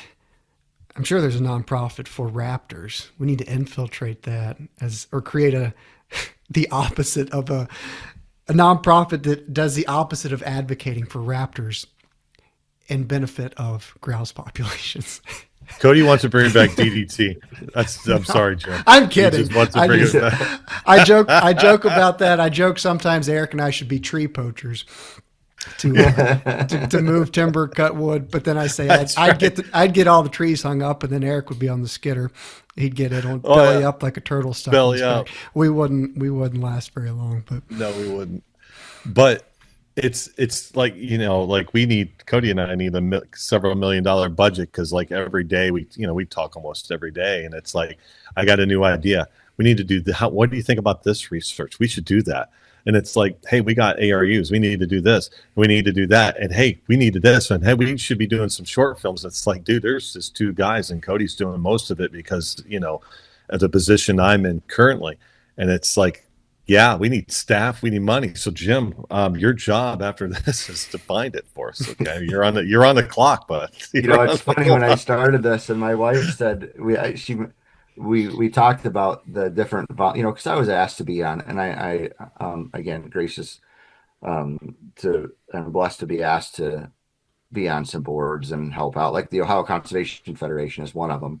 We helped form that in 2014. And again, it's a small nonprofit that's kind of the coalition of the Ohio groups, and it's, so anyway, my wife and I were talking about it. She goes, how much are you volunteering? Like, I know, like, how many board, like, okay, where are you going? Like, yeah, I might go to a conference or something, and they're not paying me, but they pay my travel, and I'm still going, but I'm not, it doesn't add to the coffer, but those kind of things. But that's where, we need all of us to volunteer in some shape or form for whatever your favorite species is, and engage, and that's how you're going to move the needle. Theodore Roosevelt and others that started Boone and Crockett in 1887. I mean, it's just amazing. Or any of the other groups that have started and keep going. So yeah, you'll get there. So kind of switching gears a little bit, and we can bounce back, Cody. But let's talk about what you're currently doing with prairie grouse. Tell everybody about that, because I know it's got my interest as much as I love ruffed grouse and love it. Absolutely drug and arm about ruffed grouse hunting aspect of things, how just the storytelling that you can do following a dog is incredible. But when I went out for the first time to South Dakota to hunt sharptails, brother, I did not need to do that. And I so bad wanted it the whole time, wanted Cody by my side to witness this. It was just, and my son obviously too, but it was just like, this is something. This is something. You can't not see that, and your mind goes back in time. And that's just one thing that runs through your mind, what it was and what this, and you're hunting this iconic thing that represents just as much as a ruffed grouse to the woods, a healthy forest ecology or forest ecosystem, the bellwether represents that, right? Yeah. And it's the same thing with sharptails. It's the same thing. You have them. That's an indicator species as well. So I didn't need to do it. I wish I wasn't introduced to it because that's all I think about on top of where am I, we spend a lot of time in Virginia, hopefully this hunting season, getting in shape of up and down mountains, chasing the ruffed grouse there. But I'm looking forward to going either South Dakota or North Dakota again this year, end of September, early October. So again, that was a long-winded thing, but tell everybody about what you're doing. Yeah, so I'm with you. So when I first saw that landscape, which would have been North Dakota in it was later season, November, December, 25 years ago. I mean, it was like, this is unbelievable. Like you see those birds, whether it's pheasants or sharpies or whatever, and they get up and or huns, and you just got to sit there and stare. Like, it's just amazing. So back to that thing that I told you about falling in love with the prairie and doing and that and having those opportunities. But I had worked with the North American Grouse Partnership. They're another, again, smaller NGO. They are part of the American Wildlife Conservation Partners. It's made up of about 50 of the leading wildlife groups in the country. And we were working on some stuff together. And so I was kind of the liaison with PF and them. And they were putting together this Lesser Prairie Chicken Landowner Alliance, which is now 4 years old. So it was a group of landowners that kind of came together. The last remaining Lesser Prairie chickens are on private lands, 95% of them. These ranchers are holding them again to have somebody, okay, they've got the skin in the game. They're the ones that have the last remaining birds. And they're frustrated about the football of being listed and not listed, but seeing the numbers go up and down and, how do they protect them? And so they approached me and said, hey, we're looking for, when I retired from PF, and I was still on contract with PF for about a year, doing some different work and working on things. They asked me and they said, hey, would you be interested in helping us on our government affairs? And, right now it's got to be a volunteer position, but we'd like to pay you a little bit, down the road. So that's what I did. And I jumped in to basically, I'd worked with them already. I'd worked with some of those farmers and ranchers that were, that had lesser prairie chickens. And I was like, you know what? Again, it's that I hadn't really worked fully in that landscape, but now it's like, okay, I'm all in. So in my mind, it was kind of going from, eastern forest to the longleaf pine in Mississippi to, ruffed grouse to longleaf pine and turkeys in Mississippi to PF and QF and quail, throughout the range to say, you know what, I want to focus on, basically some of these last remaining, intact ecosystems that we have on the planet, right? Like you've seen some of that, like those intact grasslands are just, I mean, you go out there and stand there and the only species that could be missing is bison, buffalo. Other than that, everything else is there. The other pieces are there. Or if you get a little bit further west into, sage grouse or up into the front range of the Rockies, you can stand there and think, man, all the species are here right now, and so how do you make sure that we don't lose, again, defend that core area? And that's the way I feel about the grasslands and, mostly sharp tails, greater, lesser prairie chickens, sage grouse to some extent, but you look at those species up and down the, those habitats. And when I say grasslands, I also, kind of lump sagebrush in the middle of that, sagebrush steppe.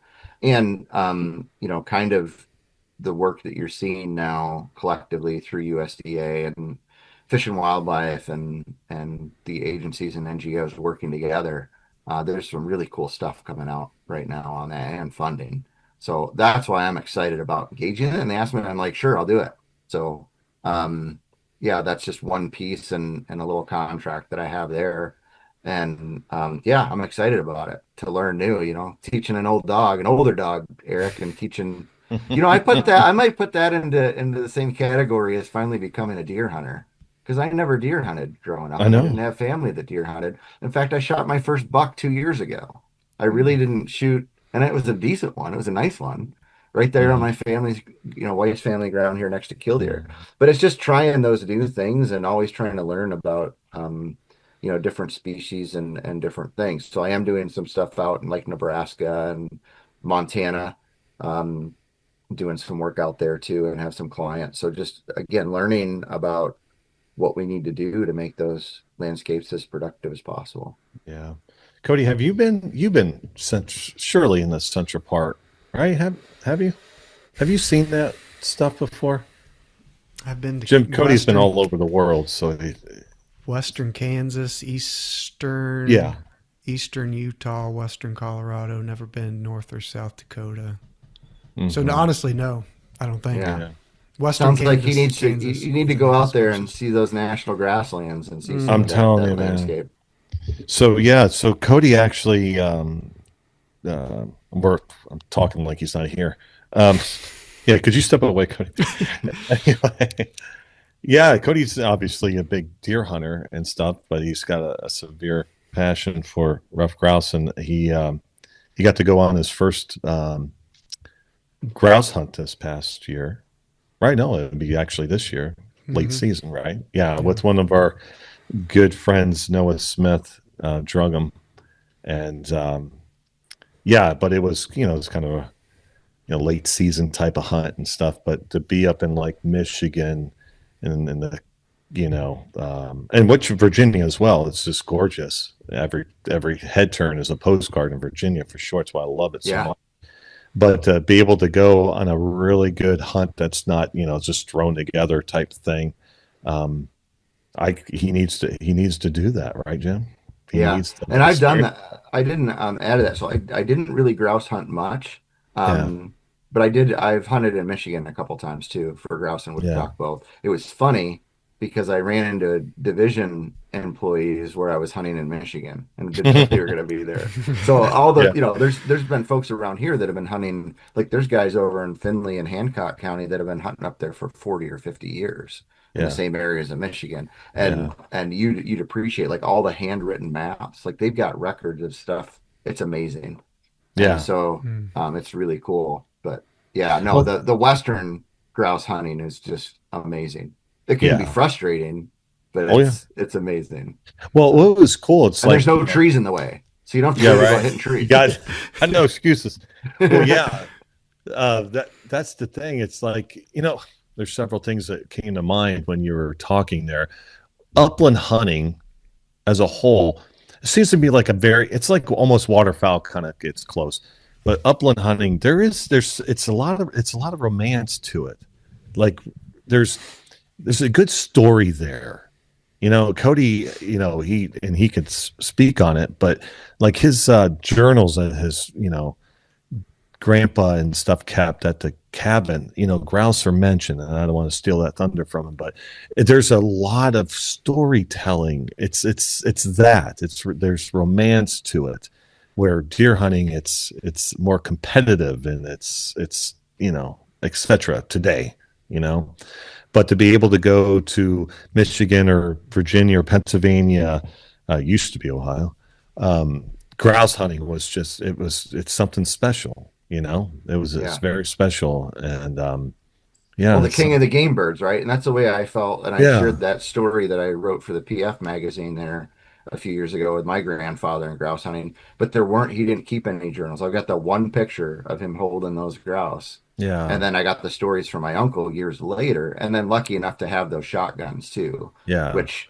I've got to do that. So I've got to take those guns and I've got to I've got to go grouse hunting, behind my dogs and with my kids, like you said, with your son. I mean, my boys are 15 and 13 now. So it's like they need to experience. Yeah. They're not ready to put trees in the way. We're still struggling with some. Well, prairie hunting would be.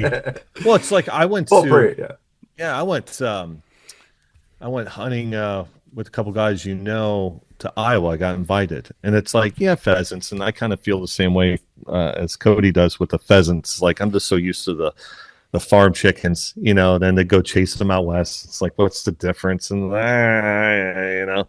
But when I was in Iowa and I was hunting with those guys, and my dog went on point for the first time on a wild bird in Iowa. That's what Iowa's known. You go to Iowa, or used to be, and then I killed my first wild bird ever. true wild bird in Iowa. I was Yeah. like, this is, you can't write this story, man. Yeah, This is and just I don't know, awesome. were you on walk-in area lands? Were you Yeah. on public? Yeah. So yeah, Yeah. and it could be amazing. And I've Oh hunted no. Iowa a Well, lot. it was Or was it private, right? private property. Yeah. Walk. Yeah. It Walk-in. was, Yeah. yeah. And it was just endless amounts of it. Hmm. And it was just like, this is something, and pheasants going everywhere. I was like, this is just, this is Walt Disney World. This is awesome. Yeah. Yeah. But, But you're right. I mean, it is that. It's that. Although there's two kinds of hunting. Regular hunting and grouse hunting. You know that quote. yeah. It's like it is. It is a you know romanticizing some of it, and it's the dogs, and it's the people, and it's Yeah. the places, and it's the old side by sides, and just all of those pieces that just help make that Yeah. story just better and better, which Yeah. is awesome. I So would love, my dream hunt is my son, Cody, and we get to go to a legitimate grouse camp in the North Woods, whether it's yep. Michigan, Wisconsin, Minnesota, and we get to spend like a true grouse camp with a bunch of guys, bunch of dogs, and I would even appreciate it even more, and then just have Cody and my son experience that. That would be Yeah. just absolutely phenomenal, right, Cody? I would love it for sure. It's Yeah. funny. I don't. Bust out your flannel. Let's go. Yeah, it's funny. I Let's as go. much as I love the bird, it's. I think I was talking with Caleb last week before last. A friend of ours works for Nature Conservancy, and as passionate as I am about the bird, like I still don't think of. I mean, I do, but I don't like the hunting of the species is so far down the list for me that I got a lot of catching up to do in that regard. I tell people two sides of the coin, and truly, I mean both sides of it. I truly have no interest in shooting one. I've made it 36 years of my life. If I died tomorrow, I would die having lived a happy, full life, and I've never shot a grouse. But on the other side of it, I'd like to shoot a bunch of them. To get some, decorate my wall with some fans, We're gonna get a make it couple happen. full mounts. Oh, yeah. Snack on those little tasty little nuggets. Oh, So yeah. two sides of the and go coin. out, I have and no then- interest in shooting one, but at the same time, I'd like to shoot a pile of them. Oh, yeah. Yeah. Yeah. It's good stuff. Well, you got anything else, Cody? No, not off the top of my head. Yeah. You talked a little bit, Jim, about what you guys do with. Is there any work you guys are doing in the East for Ruffed Grouse with the North with the NAGP? Do you guys work Yeah. with RGS on any projects? Where do you guys? What are your efforts reference Ruffed Grouse as part of the NGO you work with? Yeah, right now, because we are so small, I mean, if you look at our website, which you can find at grousepartners.org, you'll see all the grouse species listed there.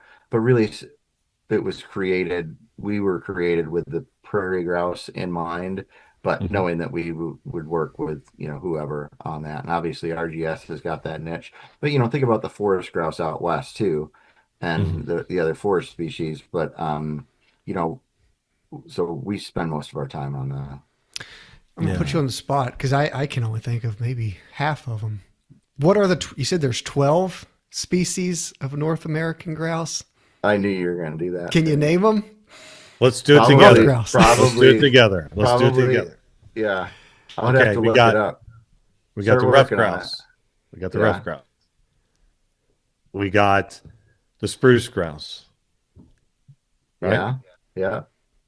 We got Dusky. okay. On let's- spruce grouse, I just interrupt you for a second. I did spruce grouse work up in the Adirondacks in the early '90s with that one Really? professor. Yeah, because they were Okay. trying to move birds in there from, I can't remember where they got them from to keep that going, but yeah, up there around Tupper Lake, in the Adirondacks, I worked on a project just to try to do a survey. So again, that was my other attraction to grouse. Okay.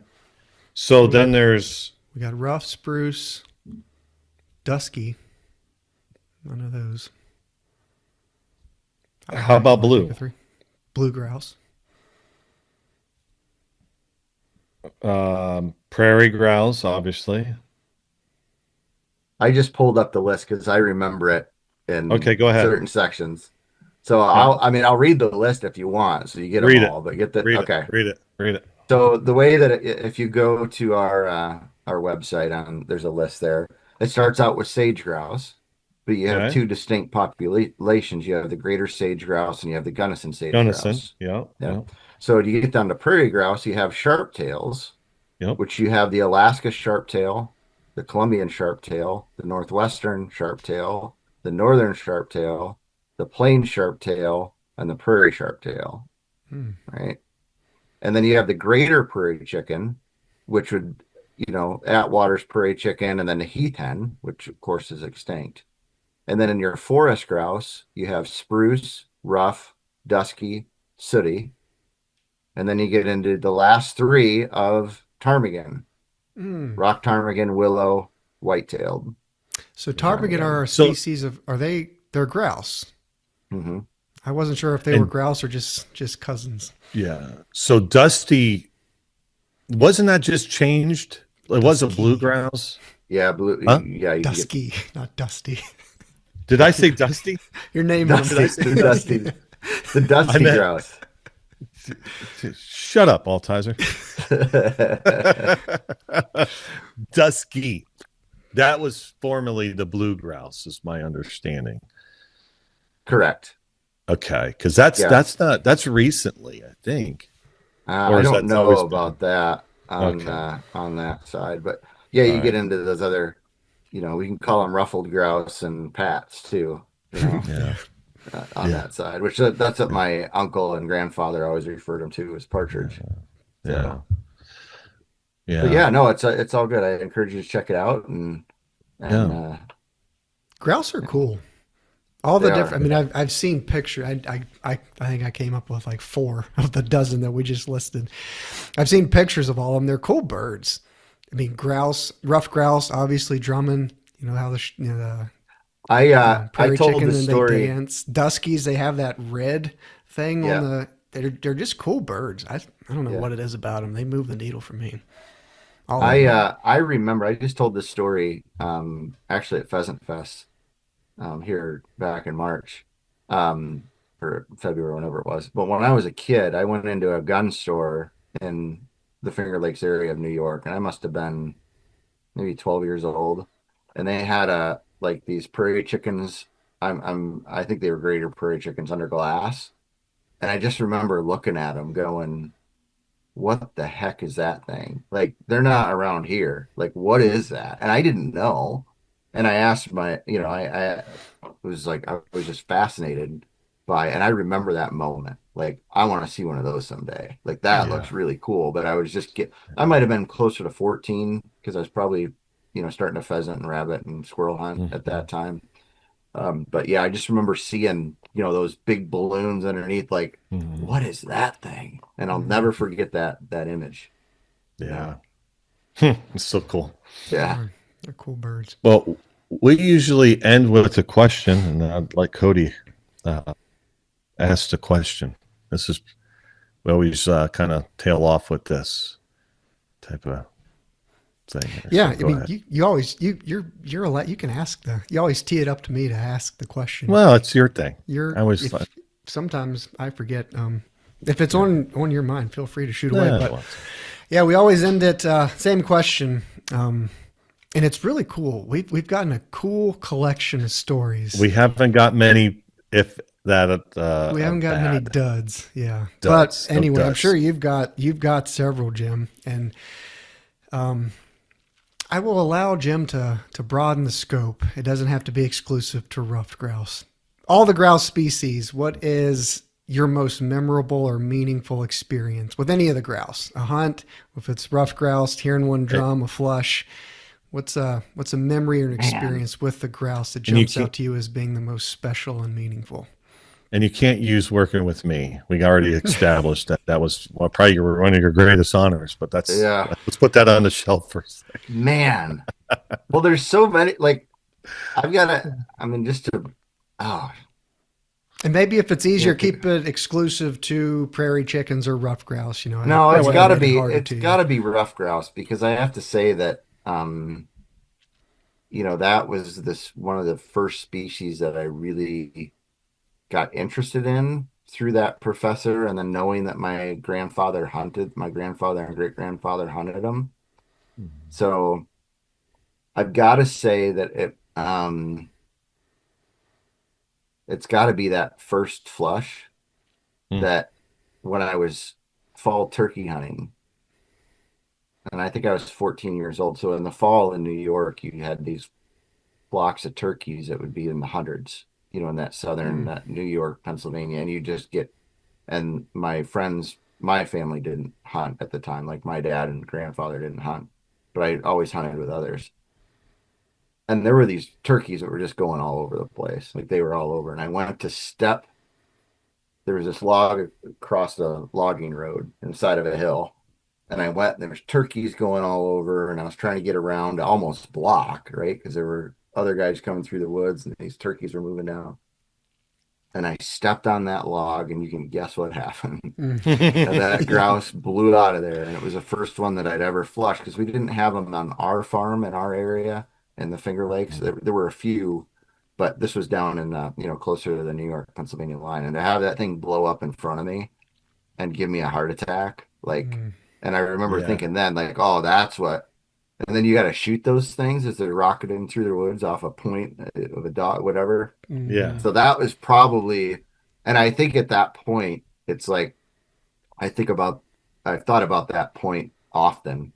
To say, well, that was cool. And then to learn from, some of the pioneering biologists at the university level or here.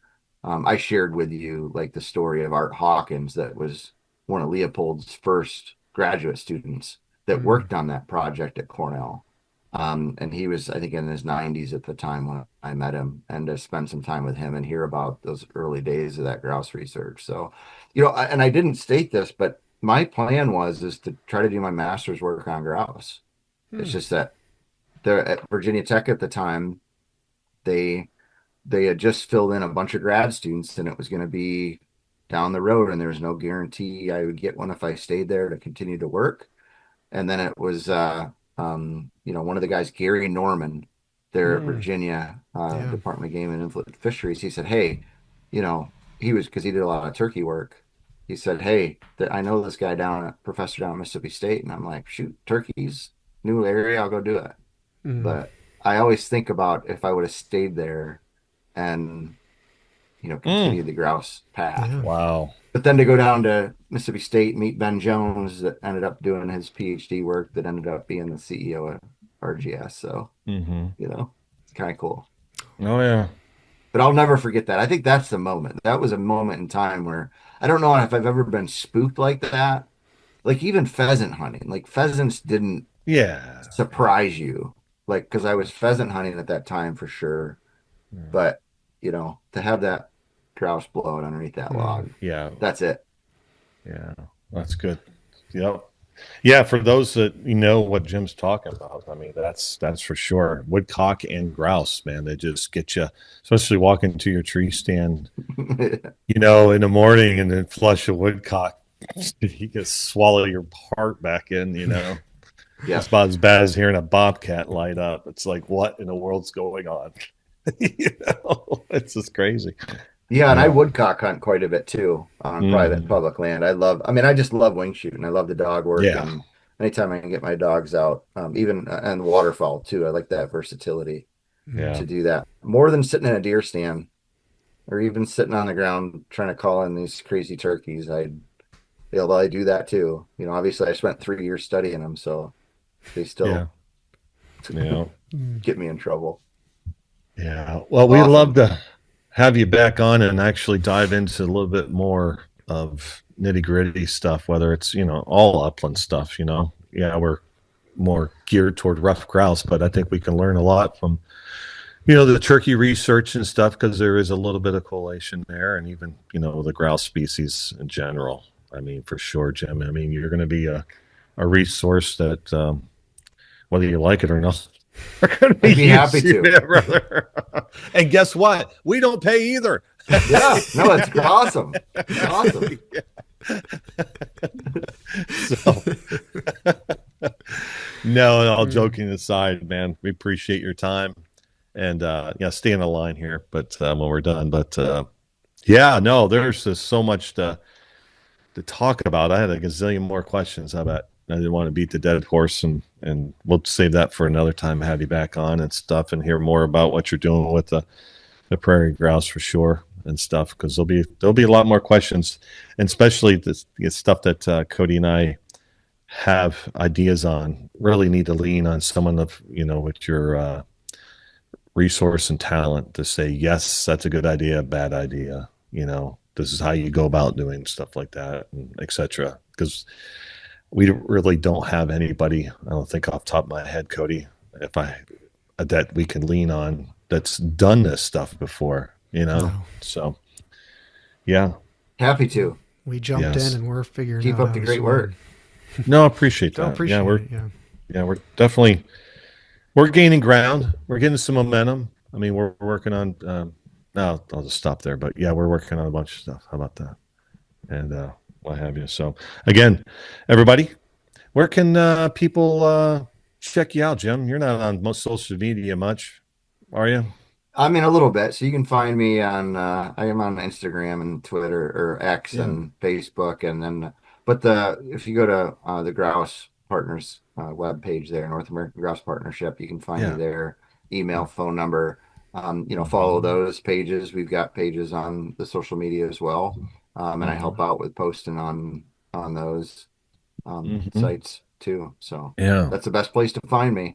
Or if you're driving through Wyandotte County here in Upper Sandusky, at the crossroads at 23 and 30, then give me a shout. Shout out.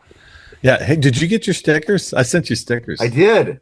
Yeah, I have them. I'm in the office in the house. I've got them in my office in the building, but yeah, I got them out there. I was going to grab them and I forgot to. I got to get them on my Yeti cooler next to the other ones. I sent them the quail and the grouse one. Yeah, those are cool. Nice. Yeah. Anyway, so, well, again, everybody, thanks. Thanks for coming on. Spend a little time with us. Again, we'll have you on and talk a little bit more detail and stuff, more meat of stuff. We have a lot of people that we've had on that just kind of like an introduction to who they are and stuff. And then the next one, we'll dive into some more research and stuff. We need to do more of that, especially in the forestry aspect of things, there's a lot to go over with that to teach people without boring them at the same time. That's the hard part. Yeah. So again, thanks, Jim. Appreciate it, Jim. Thank you, sir. Thank you. All right, Cody. I'm going to do my best attempt at a drum roll. Usually you ask a question to me. What's your thoughts, concerns? I didn't hear a drum roll. Did you drum? Yeah. What am I supposed to do? The Cody Altizer seal of approval is seal. For sure. I don't know. He started listing like his where he went to school: Syracuse, Virginia Tech, Mississippi State, and then of course where he's done all of his work, field work, research, consulting work, all these. Like he just traversed the east of the Rockies, like started in the Northeast Virginia down to the Southeast. He traversed the entire, east of the Mississippi Eastern seaboard. Yeah. Mm-hmm. It's truly, I mean, to say he and it is impressive is an understatement, because I tell people about you that there are in the wildlife field, there are people who are book smart, who went to school, and can recite biology or forestry out of a textbook, but have got no experience in the field. You know what I mean? They're on the other side of that coin. There are people who can run a chainsaw, do a fire, run equipment, but they can't communicate it. It's rare to find you're one of these people that has experience in the field, who I would trust immensely to cut a tree, to run a drip torch, to do a fire, to do the actual work, and then actually be able to teach it and communicate it. Usually most people can only do one or the other. Jim, in a different breath, has got, the research, the biology, the field work, but then the policy, the legislation, the lobbying, the political, not so much the political involvement, but the politicking It's of it all. Again, I feel like there's people who can do one or the other. For him to check both of those boxes, it's impressive to say the least. And you need people who can do both. Like with in your case, or somebody who can teach it. Well, I can't trust you entirely if you can tell me how to manage a forest, but like you can't start a chainsaw without flooding it. You know what I mean? Like I can't trust you entirely if you can run a chainsaw, but you can't teach me how to do it, or if you can't communicate it. Yeah, You know what I'm getting at. In the breadth of what Jim does, you need somebody with experience in both. Somebody who's had his hands dirty in the field doing research, taking that experience to Capitol Hill to communicate why we need to manage our forests for grouse, because he's got the experience and the time in the field, literally handling these birds in their habitat, to know what it takes to make sure we always have them on the landscape into the future. So, yes, Yeah. Stamp That's approved. Stamp approved. Love it. Yeah, I echo pretty much what you're saying there. It's listening to him talk. It's very humbling in the sense of what little that we or I know about the bigger picture of things. And I can have a conversation with somebody about that stuff because of what I do for a living. But at the same time, I don't know. And it's like you see things black and white, and that's not the case. Why isn't this done? How come this seems easy? Why don't they just do that? Why don't they just do that? No, man. That's not how things work in wildlife conservation, right and or wrong. That's how it's set up. And if you don't have people like Jim that are educated enough, well-spoken enough, and have wildlife, number one, as a priority, man, it could be worse than what you think it is now. Yeah. And that's why I'm thankful for, Jim coming on. And man, it was a humbling thing. It's like, man, it's like, we're trying to do this. And it's like, man, we got some work to do. And it's exciting because there was some positivity that, from all of it, other than the aquifer, let's talk about that for a while. No, it's just, to have people like that are fighting the good fight and have wildlife and not some agenda. That's so crucial. It's easy to criticize from 30,000 feet, Yeah. And, yeah, no, it was refreshing. It was reassuring, and it's going to be, we're definitely going to be, I know, leaning on him to guide us, I think, right? I mean, I would have to say that for us to go where we want to go, I think that is the person that we need to lean on and ask for advice from. Whether we take it or not is another thing, but yeah, no, that's good. Yeah, it was impressive. Jim's impressive. He's always been impressive. Plus, he's a really down-to-earth, relatable guy. He can sit around a campfire and tell lies and drinking a beverage as well, with and fit right in.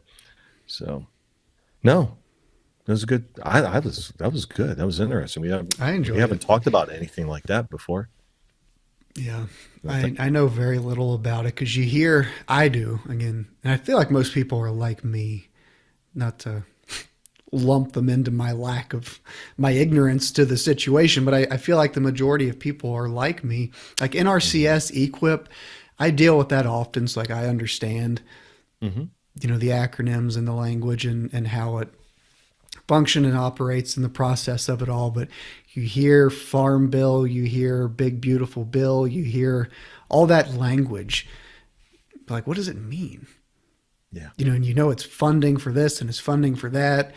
And it's like Jim said, well, it is all those things, but if we want X amount of dollars to go for grouse, it's not just we pull from an endless pot. If X amount of dollars go to grouse, then that X amount of dollars gets pulled from something else. So there's just nuance to it all. And that's one reason I will always be in defense of, in a similar breath, in defense of conservation organizations, because there's so much you got to know, such a detailed process you have to navigate to get all this done.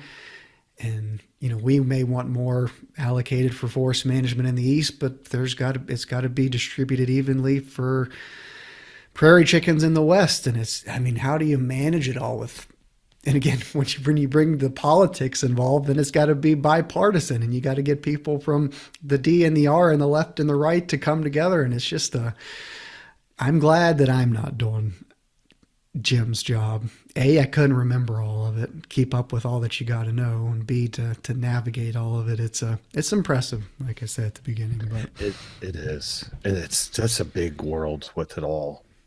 How each puzzle, like when you take one of the pieces out, man, it stops. Yeah, it's pretty eye opening. Mm-hmm.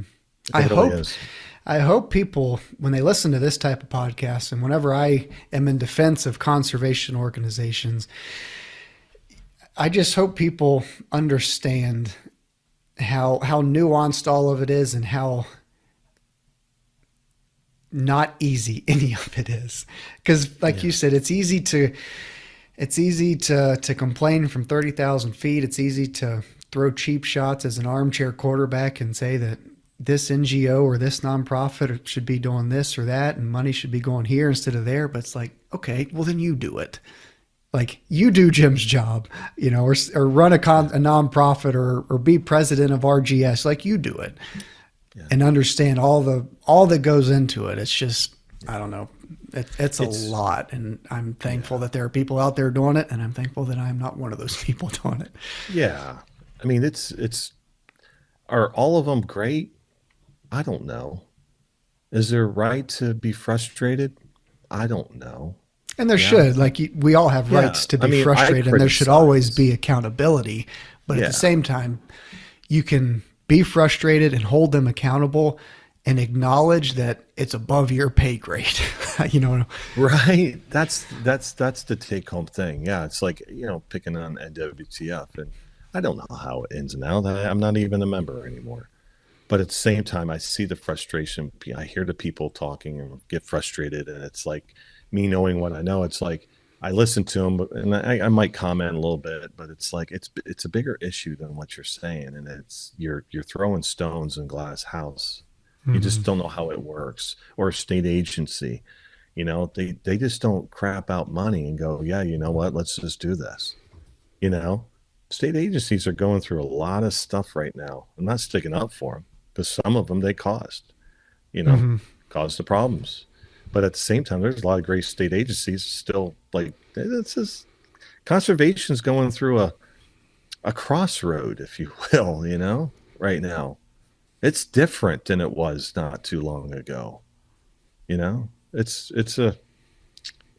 Anyway, other than that, well, that was a great guest. Can't wait to have him back on, dive deeper into the stuff, because that was cool. That was definitely different, and I like talking about that type of stuff, policies and politics and what have you. It's my wheelhouse.